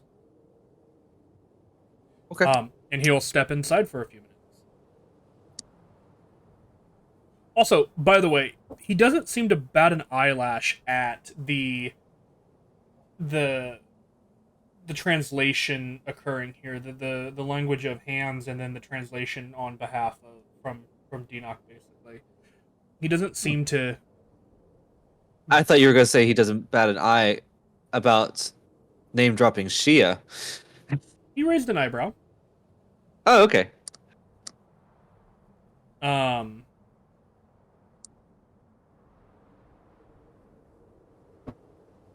Okay. Um. Yeah. So a few minutes pass. Um.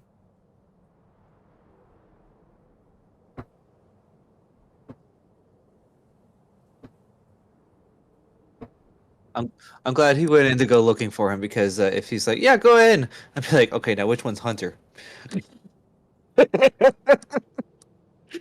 mhm. Um. A few minutes later, the lupine individual returns and he kind of goes, Hunter is here. He says that he will speak with you. Um, come, I will show you the way." Much appreciated. And I give a thumbs up. he will begin taking you guys inside.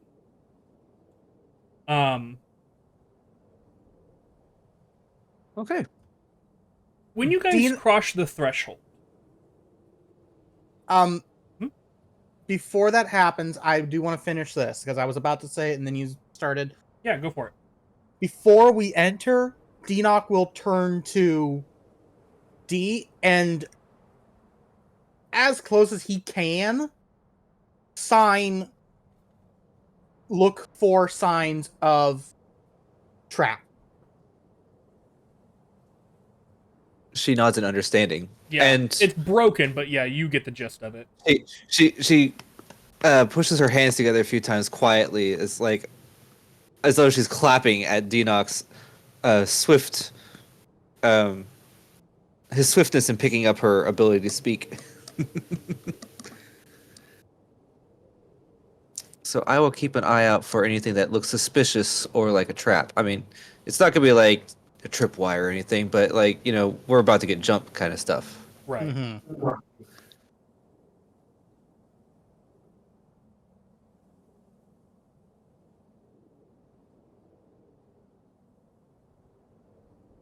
So, sorry. No, you're fine. As the two of you kind of cross the threshold, I need the both of you to make wisdom saving throws. Oh boy. Nope.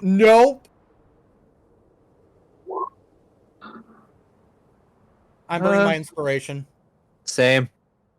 That's not a good one. Soft 20 is much better. I can accept this. Wait. Well, okay. Did we both get Yes. bad rolls and then burn inspiration to get double 20s? soft 20s? Yep. I don't care. I love that. That is kind of funny.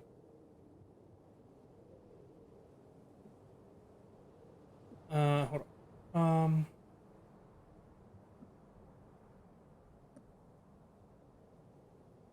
Sorry, I gotta write something really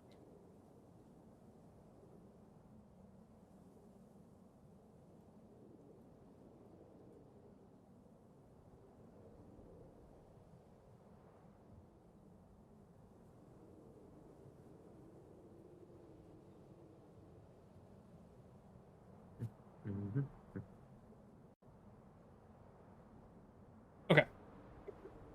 Okay. Soft 20.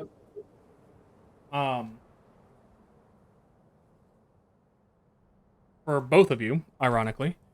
Yep. That failed. You both are currently under the effects of Zone of Truth. Oh, shit. shit. Okay, zone of truth means we cannot willingly lie, but Correct. it also doesn't mean that we can't speak in such a way that we don't paint a picture of a lie. Correct? What do you... That all So, depends on how we word it. We cannot specifically, I can't We say cannot the say sky the is good- red, Yeah. but I could say something like, we could provide The sky's enough not bits. green. We could provide, yeah, exactly. We could provide enough bits of evidence to paint the picture we want to or let them come to a conclusion without actively lying. Yes. Okay, so we're allowed to withhold information if we need to. Yes. It's not like a truth serum where you have to tell whenever you are asked a question, you have to give the answer to truth. It's just when you answer it, you cannot deliberately tell a lie. Okay.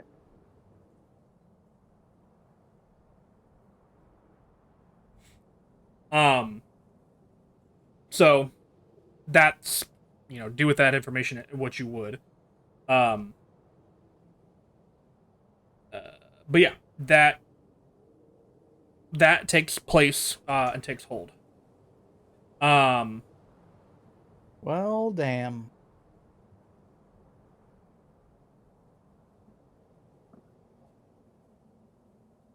Okay.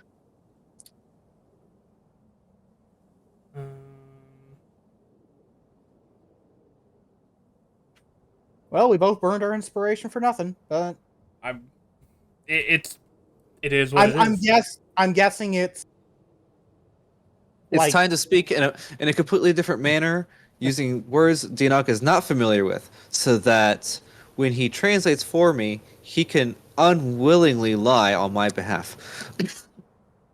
Sure. The the guard leads you through the uh, town hall a little bit, and then he ends up Um, in a small chamber, almost like a personal quarter. But at first glance, you don't really see a bed. You just kind of see like a table, a couple of chairs, and you see a lupine, a kind of a larger lupine individual, very um, muscular, currently sitting in one of the chairs, reading a book and drinking what appears to be some kind of hot beverage. Um, he's not armored, but he's wearing like the undergarments that an individual would wear under armor, um, to prevent chafing and things like that. Yeah. But when you walk in, he kind of goes, "Huh," sets the book down, and kind of goes, "Please, come in." And he looks to, um, his his friend. What's your passive perception, D? My passive perception is 22. You I'm sorry. I just have a quick question because how Zone of Truth works. Does it technically affect D, or can D still like it specifically says a creature can't speak a deliberate lie? because it is a Nice try. because it is a language. It is technically speaking. Okay. It's a Yeah. sure it's a custom language, but it is a language. Okay. You cannot So- communicate a lie essentially Yeah. because it does affect the brain. Right, and that Okay. is and that's what the intention is, in my belief, behind that spell. Because But that being said, because of the way that it works, um, I can intend to speak the truth, but Dinok's interpretation could completely derail it. it could. And remember, you can also say things if you like that are Paint a the picture. lie. Well, I mean, you could technically lie if you truly believe that it is the truth. Like, for example, Yeah. um, I mean, I have no previous dealings with Aaron. Unlike unlike Dinok here, so anything that they've said is purely speculation on my behalf. yeah. So, um, Yeah. but you would notice D, that as he kind of glances at the lupine that led you guys in, you see the lupine give a nod, and he kind of and Hunter just doesn't acknowledge the nod, but immediately shifts his gaze back to you guys. And he kind of continues after saying, "Come in." He goes, "Please sit down. I have tea. Would either of you prefer or enjoy some tea?" And you see as the lupine kind of leaves and closes the door behind him, giving you the three of you privacy. We will nod more out of courtesy, but she probably won't drink it. You will he will stand and acquire a couple more mugs from a small counter off on the side, where he then pours from a kettle some more tea that appears to be relatively fresh as it still steams into the mug. Did Dinock want one? sure. Okay. And he'll pour two as Dinock also acknowledges, and he'll come back over and set them in front of you. Dinock will lift it up and breathe it in. Appreciating the scent. Like a fine cigar. Mhm. How fancy. And he'll sit down and he'll kind of lean on the table and look towards you guys for a moment. And he goes,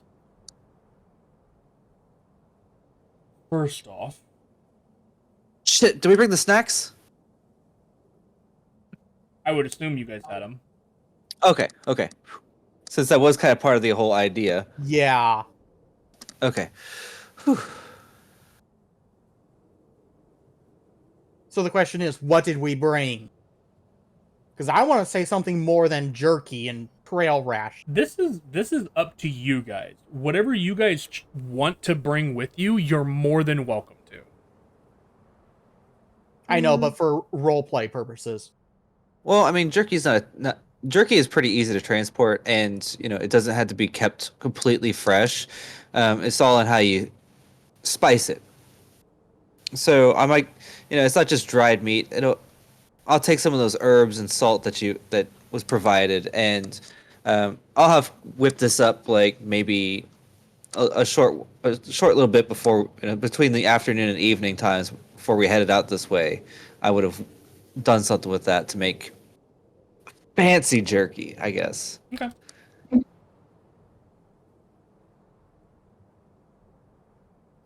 I would also suggest like some kind of sweet, like a simple sugar cookie. I would have made cucumbers. We don't have Like 6 months pickles. for something to grow. Pickles. That's Dude, even longer. Enoch made the cookies. I made the meat.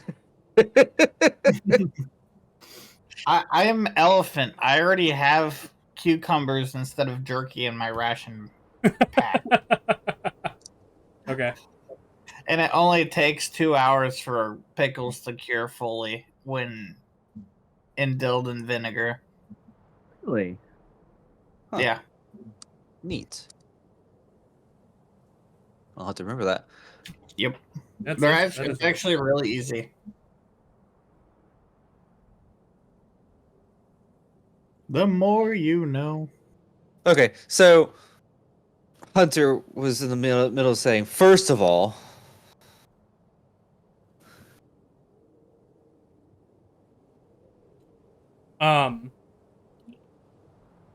Probably about to say something about Shia.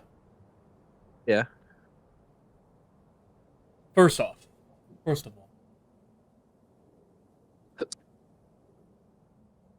you know that Shia was on the block for execution, right? Yes. I was about to say, would We Dee be know. familiar with that? D would. Okay. It was public knowledge. There was a public execution set for her. That's true. So Dee would nod in agreement.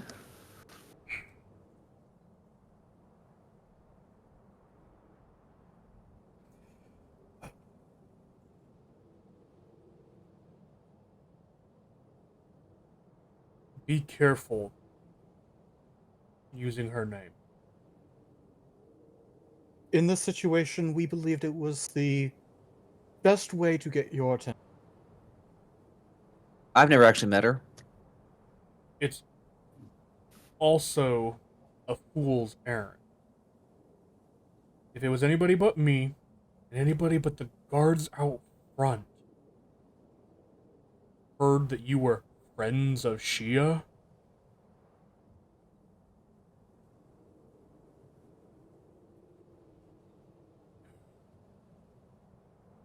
Well, how else would we introduce ourselves that you would have allowed us an audience?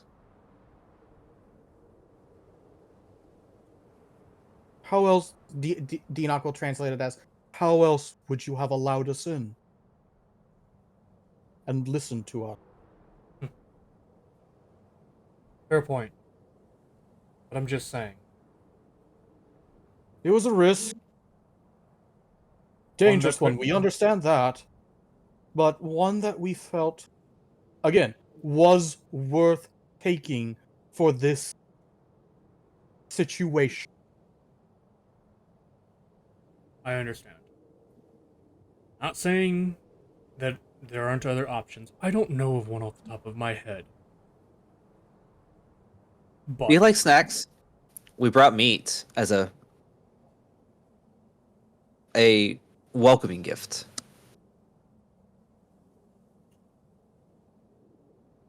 Hmm. She's already pulling out the jerky. It Doesn't is, even wait for a response. it is appreciated. Um, she Consider was this a payment for your time and a bit of a bribe to just listen to. I will listen.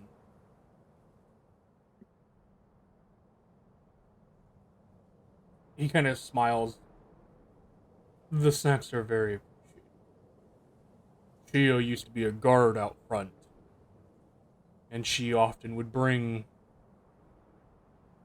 snacks and other uh, treats for the different warriors and guards around here.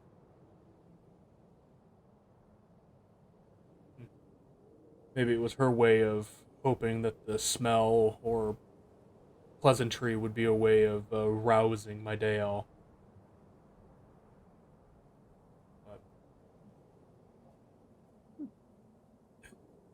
I'm listening. What do you have to say? There is necromancy being conducted within the Temple of Geist. Conducted by a woman named Erin, who was in service to an entity known as the Sleeping King. Our proof?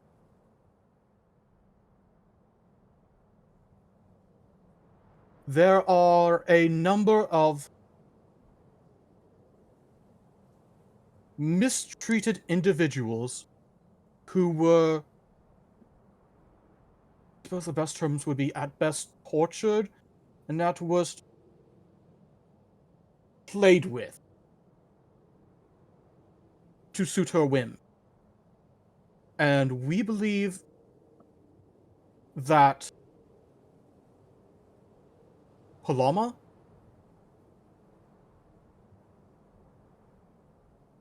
is in on it. Currently, we don't know how much in on it she is. There is enough evidence to at least make me, believe that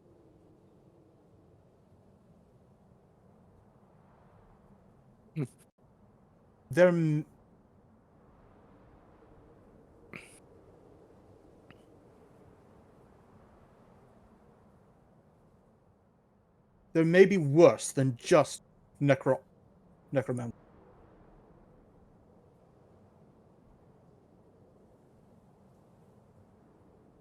How much worse, I don't know.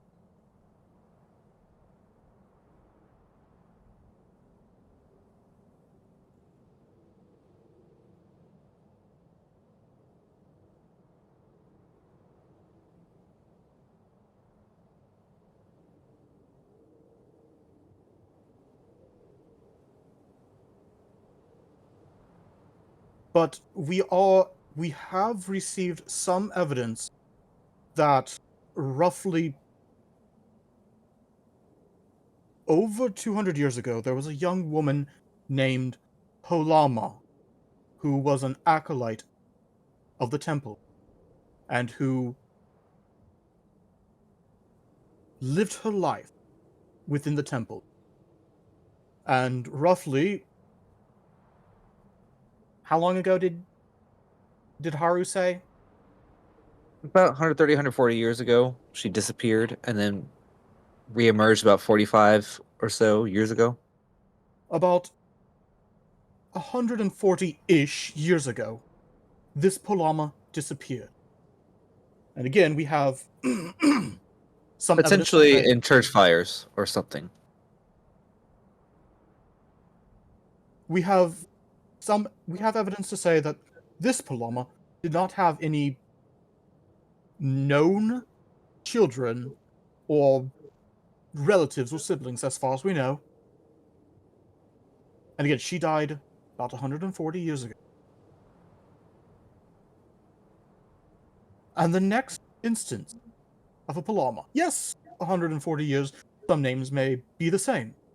But when the picture of the Palama 200 years ago and the Palama of 40 years ago is literally different by only a dot of a beauty mark, well, that does raise the question.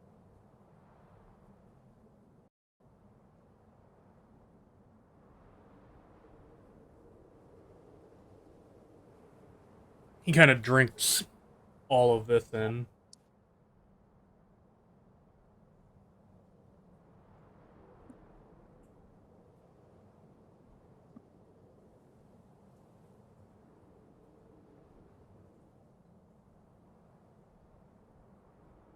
I can understand why this might be cause for alarm.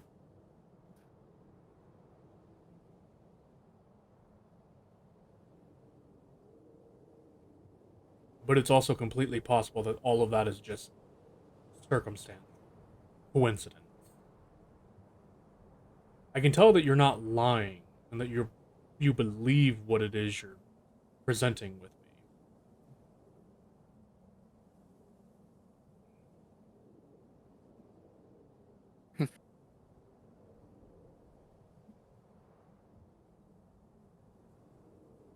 It is still challenging to believe that they're the same person. That's what I was saying. There's got to be some explanation. We also believe that there's never been a gravesite found for Palama the First.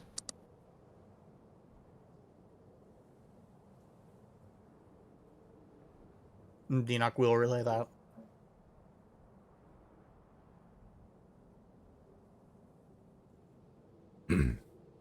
Though I do have to say this. Those torment are not just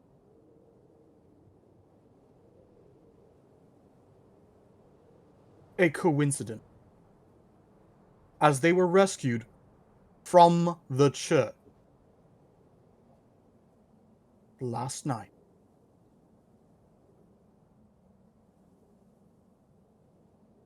And how would you know anything about that? Eyewitness accounts. We saw them being led out by a group of, I suppose you might call them terrorists. Led by Valinar himself.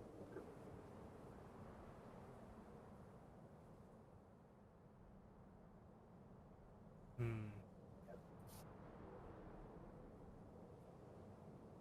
We did get a chance to speak to a couple of these prisoners. They talked about the atrocities committed. Well, hold on before you continue. Mhm. I don't know if saying eyewitness accounts would be accurate.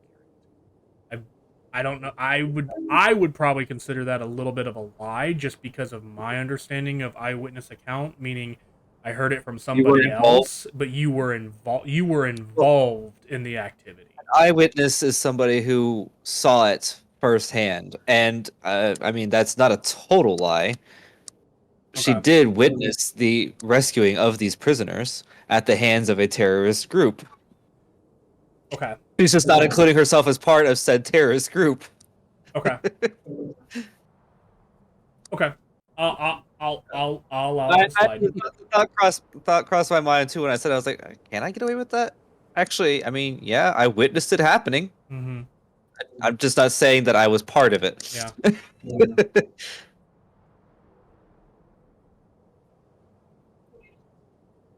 Besides, Dinak has always translated differently for me anyway.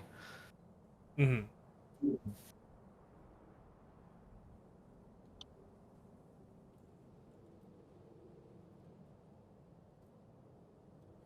Um. Okay. And then you were saying that you got to talked to some of them?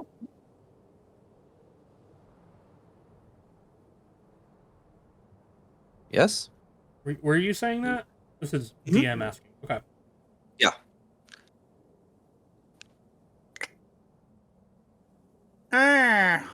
At that point, that may light up because you never actually spoke with them.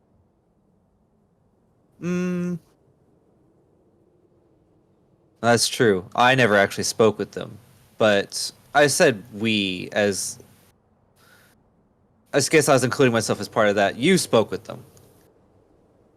Okay. Yeah. So I'm saying Denoch spoke with them. He did. Okay.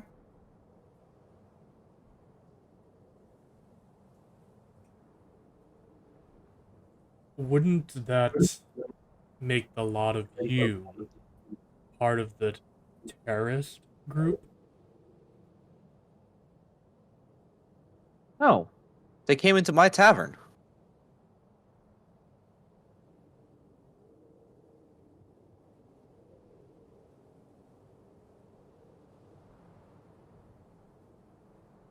Sorry, what? D is stating that they came into. She says her tavern, like she's not claiming ownership of the tavern itself, but the tavern where they were brought to hide out. She says that they were brought into her tavern. Oh, okay. I see what you're saying. Okay. Yeah. Tavern she frequents. It's her tavern. Favorite tavern. Yeah, they were brought into my favorite tavern. Gotcha. Okay.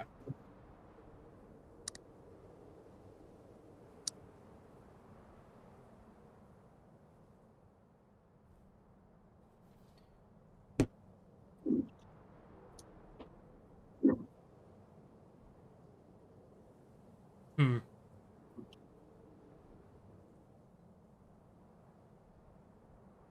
So yeah, I guess the question there is, since I'm translating for her, do I lie when I say no to the "Are you part of the terrorist organization"?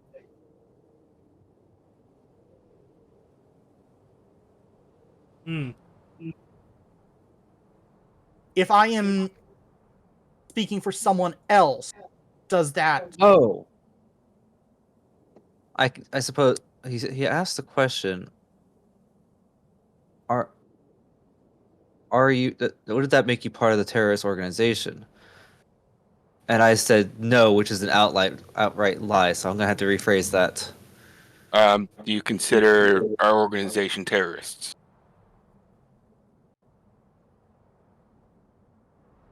Or are we freedom rebels? But They are the resistance, which means and the resistance would be called what by the other side? terrorists. Yeah. Yeah, But but do we believe we're terrorists? No. Mm-mm. Didn't I He say? doesn't. Didn't I He say doesn't part of believe that terrorist group? Yeah. Are you part of that terrorist group? Well, Right. Dee doesn't believe herself to be part of the group quite yet, Mm-hmm. nor does she believe what she does terrorism. So I suppose that no stands. So the question again is, Mm-hmm. See, that's. I'm gonna honestly. I would Denoch say does not believe he's a terrorist. right, and I believe that because you're speaking on behalf of D in this situation, I would say no, because you're translating. A translator isn't lying. You're repeating what was said. Mm-hmm. Unless Denoch already knew yeah, I'm gonna say no because like I said like you said um Denoch does not believe himself a terrorist, so I'm gonna say no, you don't like lie in that moment. This is all very confusing for me. Mm-hmm.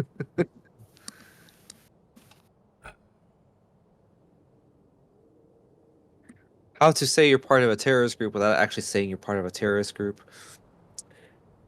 When you don't believe that the group is terrorist. Yeah, it's not terrorism.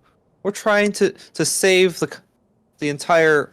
Well, as far as he's concerned at this point, her world is this island.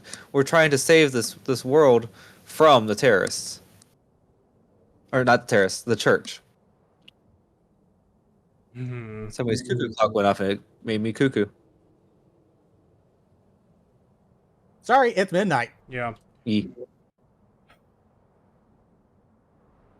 Yeah, this I'm sorry, Arona, but this character made this entire situation so much worse.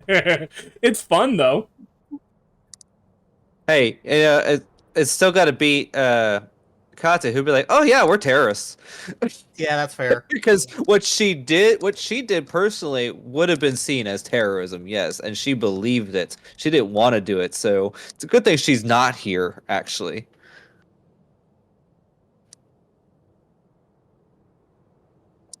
She'd be like, "Yeah, I'm a terrorist. I blew up a church." That would make this thing so much worse.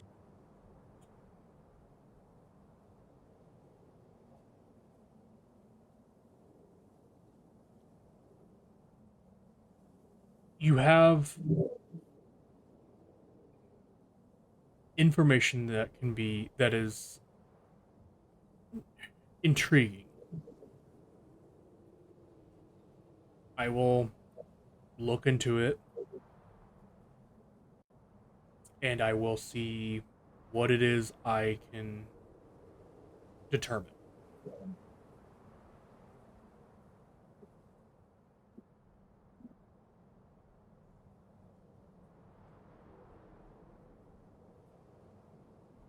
We are really just trying to. Weaken Palama. Prevent tragedy. Right. Right. She's not who she says she is, and we're trying to pull her. We're trying to pull her support.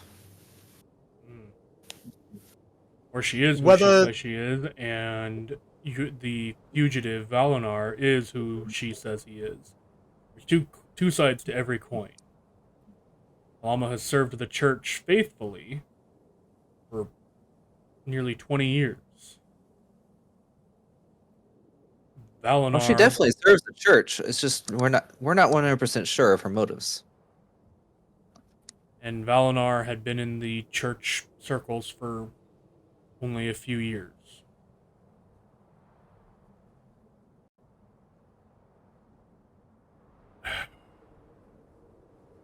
The information that you have presented me with is intriguing. But without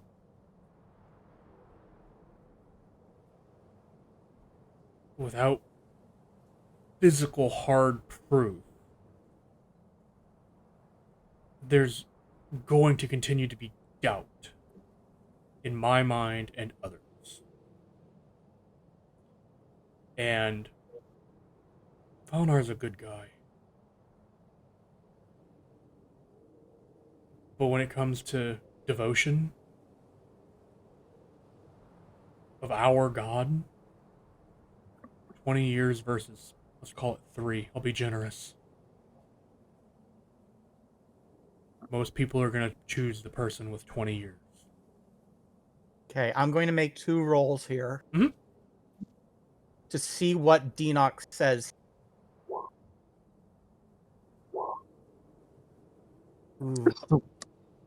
Ooh. Who doesn't struggle with maintaining their faith from time to time? No. When bad things happen to anyone, it's easy for them to turn their back on the church. I've heard about Valonar. Who hasn't? I mean, I've heard that the church has wanted him captured, dead or alive.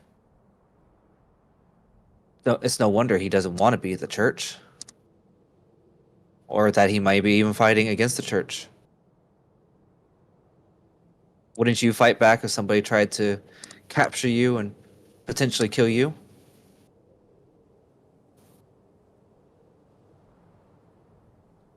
Depends on the charges. Depends on if what was done is correct.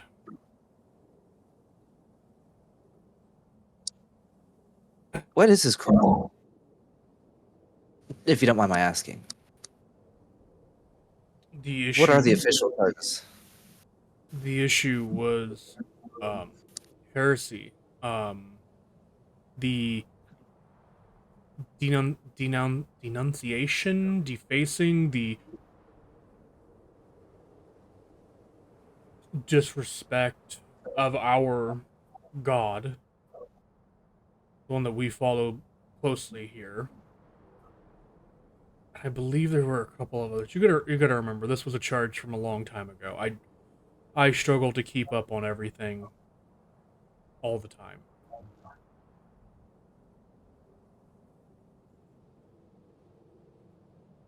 But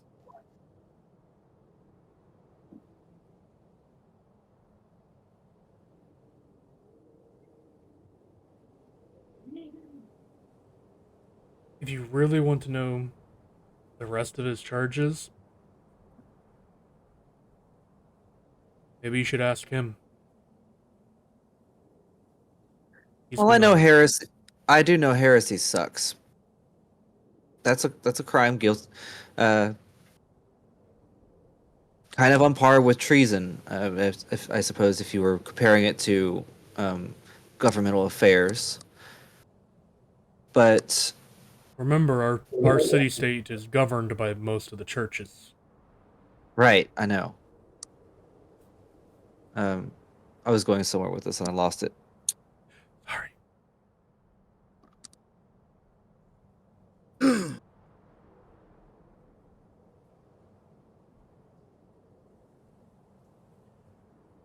No one can deny the amount of damage that has been done to this country in that manhunt for one man. Heresy is a crime that can be punishable by death, but is it worth the amount of people that have had to suffer as a result of it? Don't you After think it's all- a bit extreme? After all, as far as from what the people we rescued said, their only crime was to question Kodama's action. Nothing more. They merely wondered. Did you just tell him we rescued? I said were rescued. Okay, I heard we rescued. I'm like. You what? No. And technically speaking, he wasn't aware. Like he wasn't aware of prison. But that's besides the point.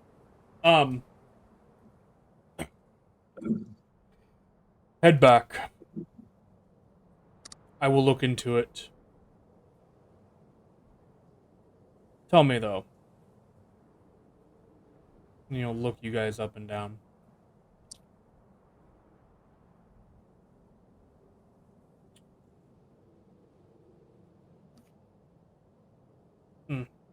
Where are you guys staying? I'll find you once I have the information that I've looked up. Temporary lodgings. I have a tendency to move around a lot. Currently staying with her.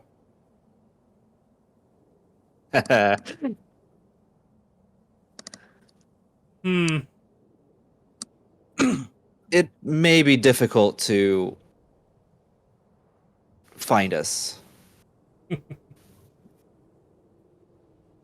Fine.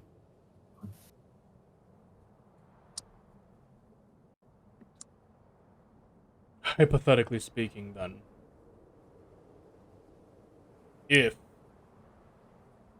you are located in, or know people who are located in the chains, highly encourage you to remove them as soon as you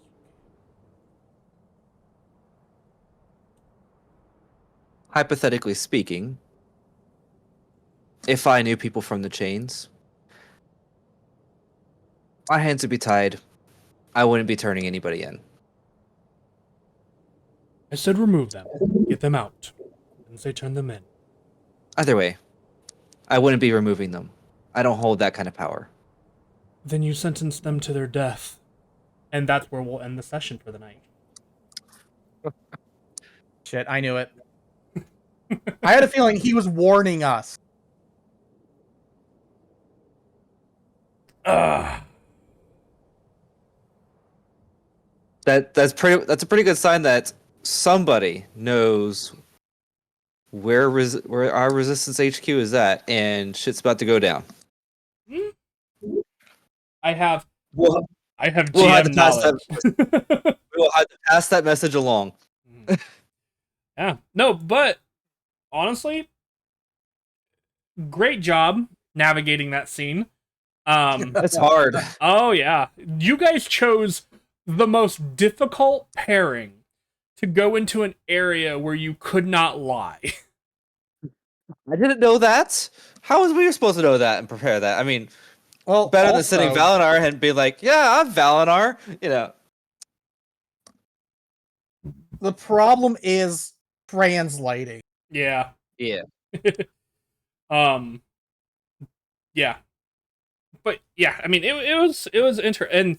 And I'll give you a little sneak peek behind the screen here. The reason why your soft 20s failed on the wisdom saves is because that zone of truth is placed upon the building by Mydale. Oh. So your you guys are a little bit off yet.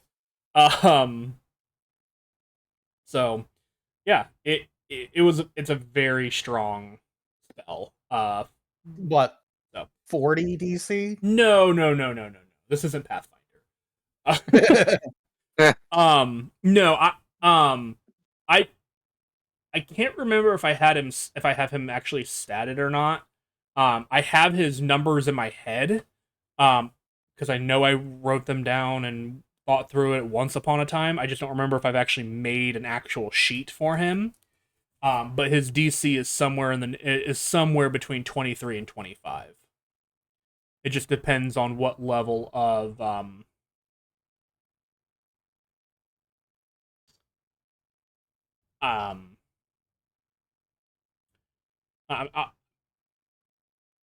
yeah, it's somewhere in that neighborhood, but I'm not going to say too much because we are still technically live. So, but just a little peek there. It's a high DC, just because he is a very powerful entity. So, but that being said, oh yeah, we got to come back to Asta next time because She drunk. yeah. I'm gonna revisit Asta, who is drunk. Rank from 12 to 12. Okay, there we go. We'll go with that for now. And we'll do like one line through because that's your guys are kind of through that evening. But yeah, so thank you guys all so much for coming out and checking out the stream. I know this one was a little less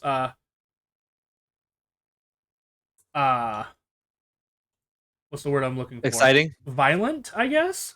Yes. Well, but there was quite a bit of information that was given. And I think there was a lot of things kind of gained, but time is running out very quickly. Yeah. Pardon. So, we'll see what happens next time on the end. Have a good night, everybody. See you in the Yeah. Good night. Night, y'all.